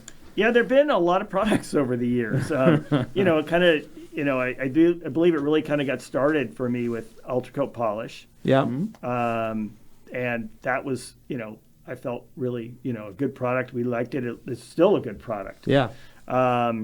but that really was the first polish I put together. Okay. I would say I was pretty proud of Wipe and Shine. Wipe and Shine came along when there was some issues with solvents, dressings, and emulsion-based dressings. And that's your water emulsive. It's not actually an emulsion. It's actually a gel. So it's one of, and as far as we knew, it was unique in the marketplace at the time. Then there were lots of gel dressings out there. Okay. And what we really like about it is it's a very efficient use of silicone, basically, and almost all the silicone ends up on the tire, which is really nice. It's hard to miss Bead Maker. Yeah. Yeah. Paint gloss was fun, but really, like I said earlier, that was, I think it's Auto Magic, what I said. They came up with the first detail spray. So ours was, in effect, a copy of that. Really, Bead Maker, originally Bob had said, hey, we don't need another detail spray. And I said, no, this isn't just a detail spray. And it took us a while to kind of get around to the fact that it wasn't just a detail spray. And so I'm pretty proud of that product as well. There you go. I think a lot of other people would agree. Yeah. D-Man Force 4, is Bead Maker okay to use as a topper for car wax like Chemical Guy's SiO2 car wax? Yeah. We've used it on we've top used of it. lots of stuff that you can't use other sealants on top of. So What's the one that everybody likes? Colonite. Colonite. Everybody loves the Colonite. They like combo. putting it on top of Colonite. Yeah. Jeff C. Has P&S ever worked on creating a road salt remover pre-treater for those of us up north? There's one pH-neutral chelating product that I like, but would love to buy something from P&S. Yeah, no, we haven't. Do you have any guys up north that could test something like that out? Because that's what I also wonder. Yeah. Yeah, it would be. Maybe. We do have people up north. We have more and more people up north now, so that would be, Down the road, maybe. Bait Addict. Maybe you could give us a clue on what product you like, and we could, see how they're supposed to work. Yeah. Bait Addict saying, is it easy to reverse engineer a product from another company, and do chemical manufacturers do this when creating their own? I like that question. Yeah. So I don't usually do that. I don't think I ever have. I'm just like one thing in the back of my head. I think we did, like right when I first got started. It came back as a jumble of stuff that didn't make any sense. So what I do is I look at the functionality of a product, and then I've been doing this long enough that it's kind of like cooking. Yeah. Yeah, that's what you've said. It's kind of like baking a cake. Like everybody knows that there's eggs and flour and milk Your and fundamentals. water and salt. Yeah, It's and just so- a number And the amount of each. I have a different list of ingredients. I have an entire cabinet full of raw materials that are samples for me to work with. And then I look at the functionality of what I'm trying to do, and then just kind of put it together in my head of, a good starting point. Yeah. And then work from there. I got this one to, hard, to remove the hard water, this one to create a film, this one to, remove, whatever I'm doing, I take those materials and put them together and then try and do it that way. Yeah, it's kind of like making French toast. Yeah. You can add a little. Some people like putting a little. I know Dane likes a little rum in his French toast. Oh. Do you Anthony put rum in likes your it. French toast? Rum, Anthony raisin, likes French toast. Anthony likes about an Really? extra 2 cups of sugar. Not true, but in it his sounds French great. toast mix because he likes it crispy. He wants that crunch. What? No, I like adding coconut onto my French Oh, toast. coconut. Yeah, Coconut So- flakes. See, but that's realistically what it is. You're seeing the functionality. You're breaking it down based on what you're. Yes, what I'm products you trying have, to and do. You're kind of just adjusting the Right. volumes Right. to get it to work. So, High Octane Detail Arizona. Hello, TRC crew from Kyle. Always listening to you guys Mondays and Thursdays. The info on softening the leather definitely helps with my 96 328. It's leather that is stiff as well. So you can't use a lot. Little bit. Alex Carrill with Last Cut plus the Orange LC pad and CTV3 is a good one-step and sealant. Yes. Our girl Sue, Levi Earth Science. What? Yeah. A year of chemistry, B, and physics. A year of chemistry, she got a B, and physics. You can call your weekly segments behind the product. Sorry, Sue, I messed that all up. Thank you, Sue. Behind the product. That's a good one. David Cervantes. David, do you ever get tired of the bead maker dusting questions? Bill You know, Pearson. I have to say that unfortunately I'm kind of back in the corner. I don't always get as probably You're inundated immune as to it other until people we bring do. it to you or someone else brings it to you. Yeah. Bill Pearson, happy weekend eve, my chaps. Anthony, skip the bike and Roomba, and buy the Roomba and the Krenzla. Skip. That's so. Is this based off our conversation? Skip the bike and buy the Roomba and the Rinseless. So no bicycle, right? Yeah. Just buy yourself. Did you just get a bike? We had a discussion on like the Whether he cost should buy Very a bike. expensive bicycles. right? And just the general cost to get into a good quality bicycle, right? Right. Especially for a grown up, right? Talking about how like $600 to $13,000, right? Like how much do you spend on a bicycle? If you're going to spend $1,500, get a right? Roomba and a Versus Krenzla. something that's got an engine in it, right? Yeah, With a BMW badge on it that does the same thing for that does way more. But it's that's really funny. The Roomba and the Krenzla. Yeah. Alejandro Bonilla saying, hello, everyone. Still waiting for the P&S line of car fresheners. Bead Maker, Dream Maker, and Rags to Riches. Rags to That's Riches a good sent in idea. one. David Cervantes also, Dave, do you have any winter washing products from the PSS lineup? Currently it's 6.5 inches of snow and salt, and Oh, snow my gosh. won't stop. That's a lot. Just the normal stuff. Everything works really well. Yeah, it's very Brakebuster- difficult to wash your car anything in a freezing scenario, right? Brakebuster does have rust inhibitors in it, too. Sure. So you could do some pre-treating with that. Little rust It won't hurt on interaction. the wheels, yeah. Josh J., quick question for Dave. We know you're a great chemist, but what drew you into the auto detailing industry, considering all the different fields of chemistry that you could go into? Right. Yeah. It's a family business. There you go. His dad started the company. Him and his It was brother written ahead of bought it time from his for him. dad. It was. That's awesome. It's amazing. But you chose to stay in the line in the family business, so that says a lot. Your too. mom still signs your paycheck.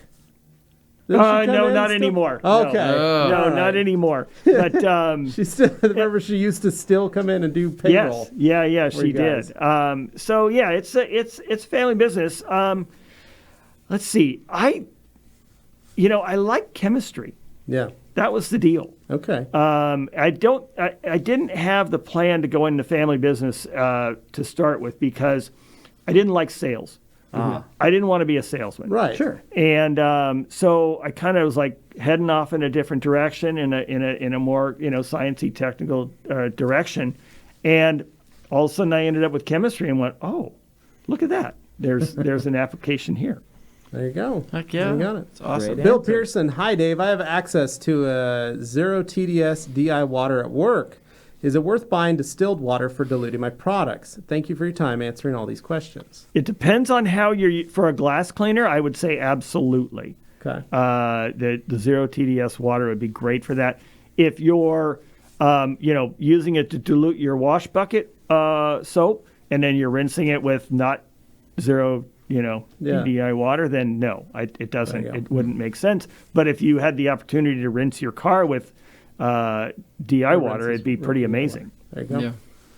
Alex Carrillo saying, just wanted to say I work at Subaru of US and I have TRC stickers on my hard hat.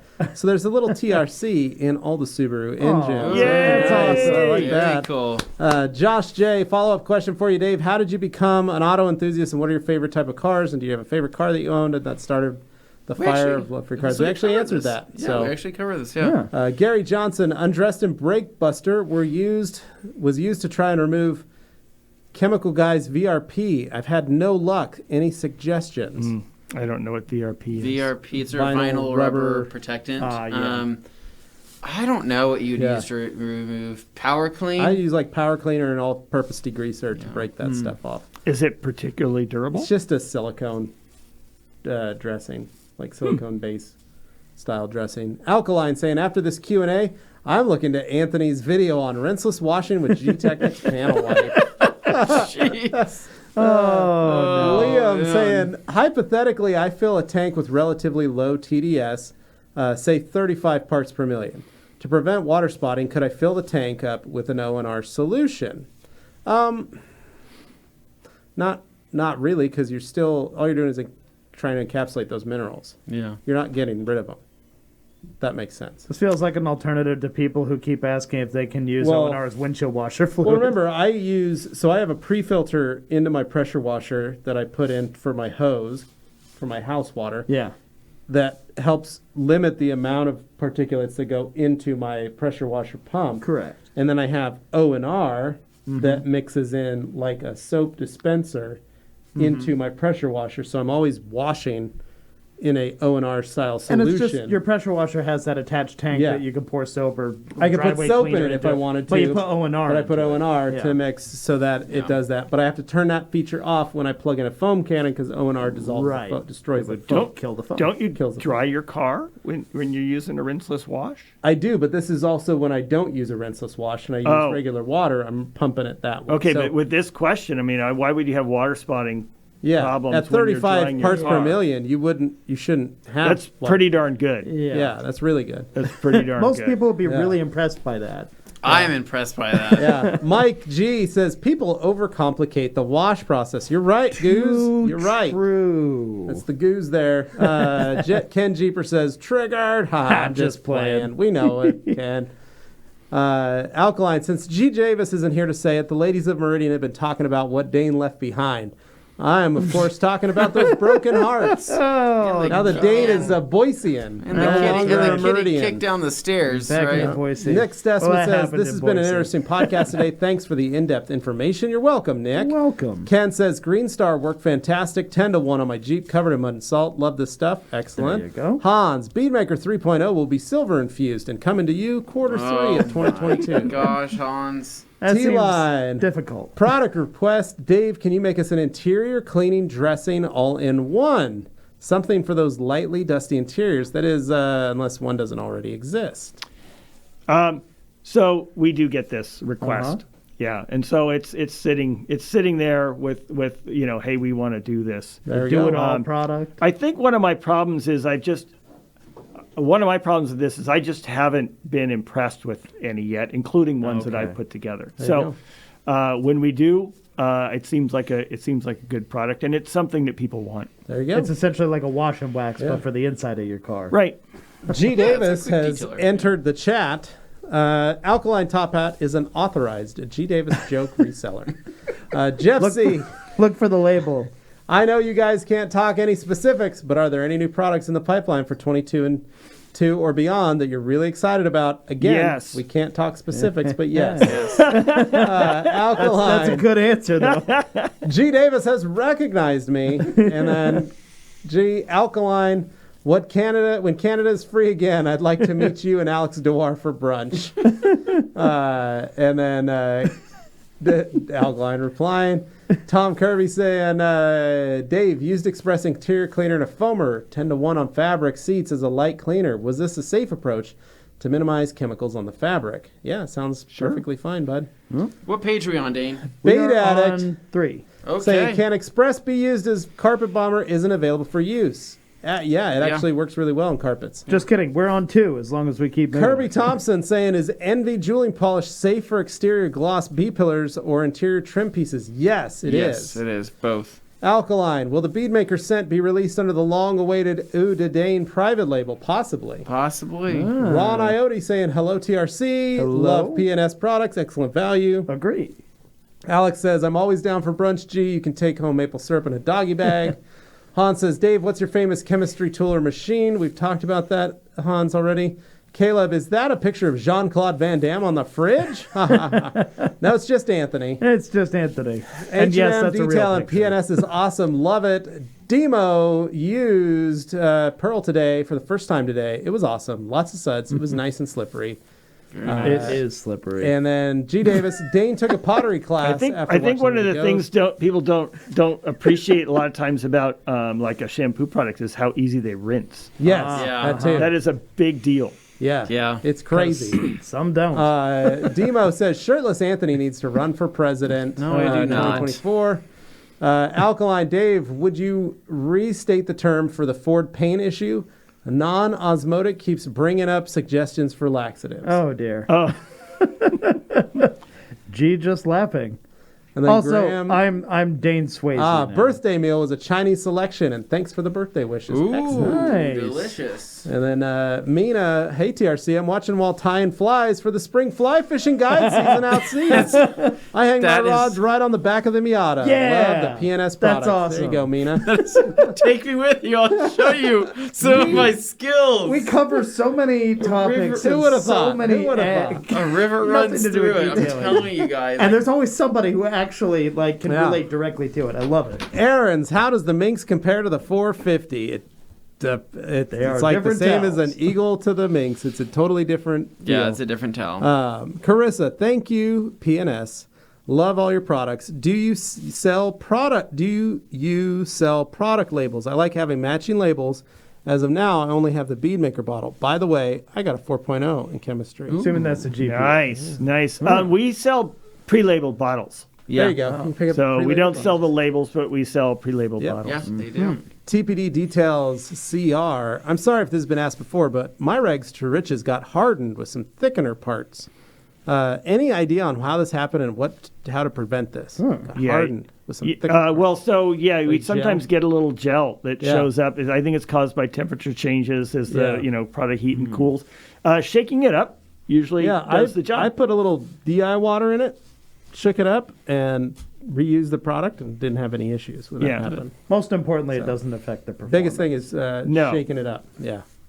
Aaron's Tesla Model S is 2.07 seconds there we and go. 0 to 60. 2.0 fast. H&M Auto Detailing says, I went through 2 jugs of interior P&S Interior Express last summer. People love it, man. Ryan Mueller, what drying aid is recommended for a Legend coating? You can use Bead Maker, Dream Maker. I mean, Your dealer's paint choice. gloss. paint gloss, yeah. Have dealer's at it. choice at that point. Rocky Yeah. Iverson said, I think it's Rocky Lives On. no, it's yes. Rocky. We've been saying Rocky Rocky lives on. Iverson for how long have we been saying that? Rocky L. Iverson. I know. How long have we been saying Rocky That's a real Jackie Iverson Daytona for? type of name. Rocky L. Iverson. We've been saying this wrong for probably We almost 2 always- years. we Maybe. usually pick somebody to my. say their name wrong anyway. So. Why do you double coat of Legend in order to get the full? Why do you need to double coat of Legend in order to get the full protection of Legend? So a double coat of Legend is about the maximum. Yeah. That is the maximum we would recommend. It's not actually needed. There you go. It's more along the lines of you making sure you got a nice, even coating over everything. coverage. It's an application sort of scenario. Easily can be followed up with Soul instead of Legend over your second coat. Bait Addict, I agree with the Blue Bead Maker. I've been dry aging mine for the last year, sitting at the border before I could grab it and bring it into Vancouver. I'm just imagining big oak barrels full of Dude, it. when you crack that thing open, it's gonna be great. Yeah. It's gonna be Kirby awesome. Thompson, Dave, most coatings say no water in the first 24 hours. Would using the Velocity Glaze be safe over your coating products to help prevent water damage since it's going to last a couple months? So I would not recommend putting a polish over a coating for a little while, like at least a few days. There you go. Alkaline Blue Bead Maker will live forever in my heart. Live on forever. And then P&S Detail Products Official, my favorite, UCP for the win, Keith. All right. There you go, Ultra Coat. And then Alkaline, Josh Pierce says ULT. Uh-huh. What's ULT?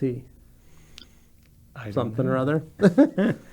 Only Josh knows. Yeah, only Josh knows. Alkaline says, I've got September through April to test products in winter weather. Happy to help.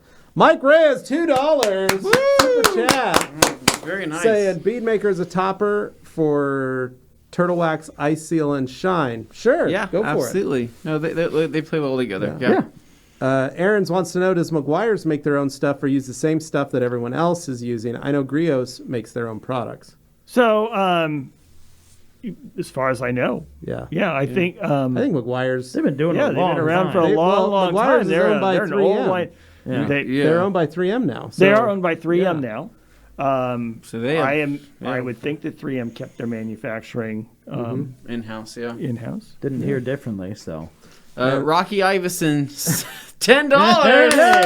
Wow. I'm sorry, is Rocky L. Iverson? Get it right. No, it's Rocky L. Iverson. Rocky Iverson. Rocky Iverson. Rocky L. Says, Thanks for Go ahead, you read it. Thanks for continuing to bring the fun and knowledge. I've officially started my own detail business. Nice. Congratulations. Congrats. Josh reminded us that it's Ultra Coat. If you have a problem getting your paint to look good, Ultra Coat is always the answer. There you go. And then Robert, hi TRC. What's next after ceramic coating? How far ahead do you look towards future products? So I would say in general, the research that I'm doing for new products is about a year in advance right now. Product development and testing is probably 9 months in advance. Okay. At this point, and then as we move along, they keep coming down the line. Yeah. So about a year in advance. Cool. Which Okay. I was going to say when we, it's one of the reasons it's a little hard for me to sometimes to answer some of the questions because I did my research. A lot of times it's like, well, I delve into a product and I pull a whole bunch of research. I'm in it, and then okay, that's on the shelf.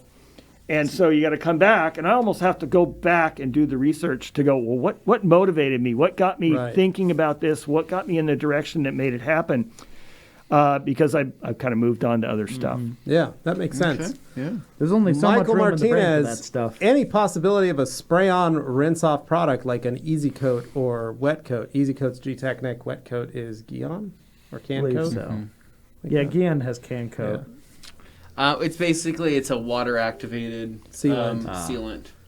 Or coat. So- spray it on, spray it off. You'd spray it on, and then you pressure wash it to activate it and spread it and disperse it over the car. Yeah, nope. I There don't you go. think so. Bait Addict Dave, would you be able to explain how a rinseless wash differs from a soap? Is a rinseless wash safer because it has to clean, encapsulate dirt, and be able to be wiped off instead of rinsing off? Well, in terms of what you said, the description on the bottom, there isn't a lot of difference. I mean, the whole point is to lift the dirt off, keep it from running along the top and scratching it And that's again. what soaps are also designed to do. And that's what soaps are also designed to do. There is a lot of difference between a typical rinseless wash and a soap because the rinseless wash has to be able to not leave a soapy residue or stuff behind. So you need to lift that off. You need to keep it off the surface, and then when you wipe and dry the surface, you can't then re-scratch the surface. With a soap, you basically lowered the surface tension drastically, and it's now everything is kind of just floating along the surface. If then you turned around and started wiping that wouldn't be a really good idea. No. That's why you rinse and flood the So that's why you film. rinse it. All right, Mike C. Hey guys, sorry I haven't been able to comment much lately. I've been swamped delivering the mail, but I hope to become a detailer instead of someday. That's a way better deal. There you go. Yeah. Keep going, Mike. Well, Appreciate stay safe it. out there, Mike. Aaron says, I wonder if David uses the same equipment for experimenting detailing chemical like you use in high school chemistry classes. What's your tool set look like? I have lab? beakers. Yeah, so that's pretty similar. I have probably the same magnetic stir that everybody has.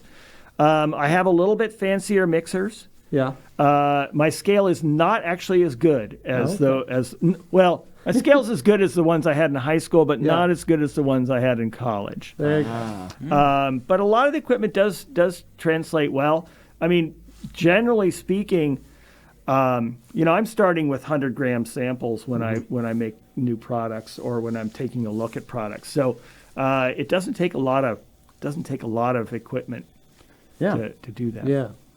Mike C. says, thank you, Dave. And then Tugger, where can I buy some P&S stickers? Well, I think they're available online. Yeah, check out the website. G. Davis, the kid who plagiarized Anthony, is the same kid Dane actually kicked down the stairs. Oh, that's interesting. wow, did you a favor? I didn't even know it. Yeah, thanks. Well, you Dane. guys met again in college. That's why. He was a Capital, and then he went to CWI. High Octane Detail Arizona saying, good suggestions for trying to polish cluster gauges that are scratched. Man, tape, use an extension of some sort or a small machine. Don't overdo it. Try to improve it by 50%, then move on with your life. Yeah, or tell them to get it replaced. And I Anthony polished basically the think by Subaru hand. gauges, so Yeah, that was by fun. hand or a small machine. Yeah, It's hard because you don't know what that plastic is. You don't know what they used. You don't know how well it's going to... Typically, again, back to Ultracoat polish. Works like it's a great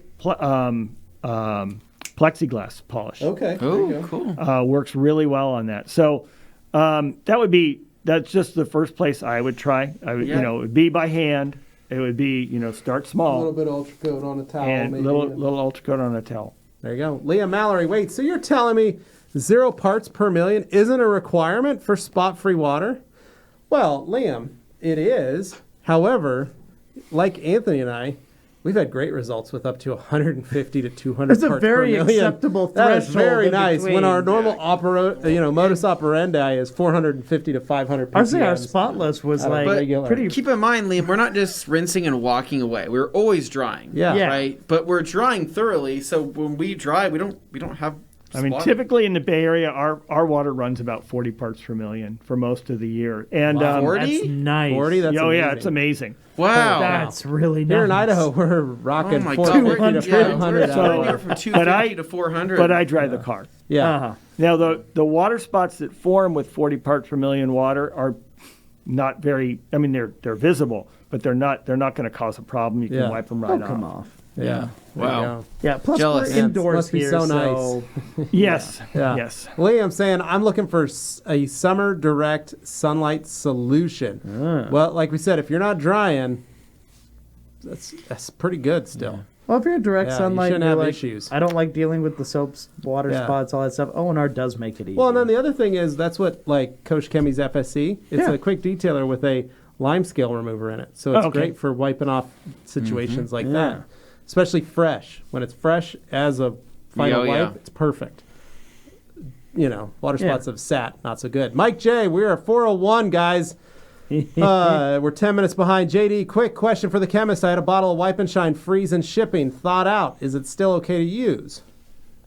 If it stays together, it is. I mean, Okay. that's if you can shake it up and it stays together, it's fine. Oh, sorry, I read the wrong one. Mike J, what product do you recommend a brand new car that's garage kept, decontaminated, just need to choose a protectant, no need for ceramic coating because I love to wax my cars monthly? Bead Maker, man. Bead Maker. that Perfect is for the you. answer. I know it sounds like a Easy broken on, record, easy off, but it's perfect. but it's true. So simple to use. Now, Bait Jay. Addict. Oh, Jay, there's yours. And then Bait Addict. Oh, I was able to finally pick up and use the liquidators I purchased with TRC's Black Friday scale. It's hard to choose between the gauntlet or these towels. 100 a home run, guys. And then Yeah. welcome, man.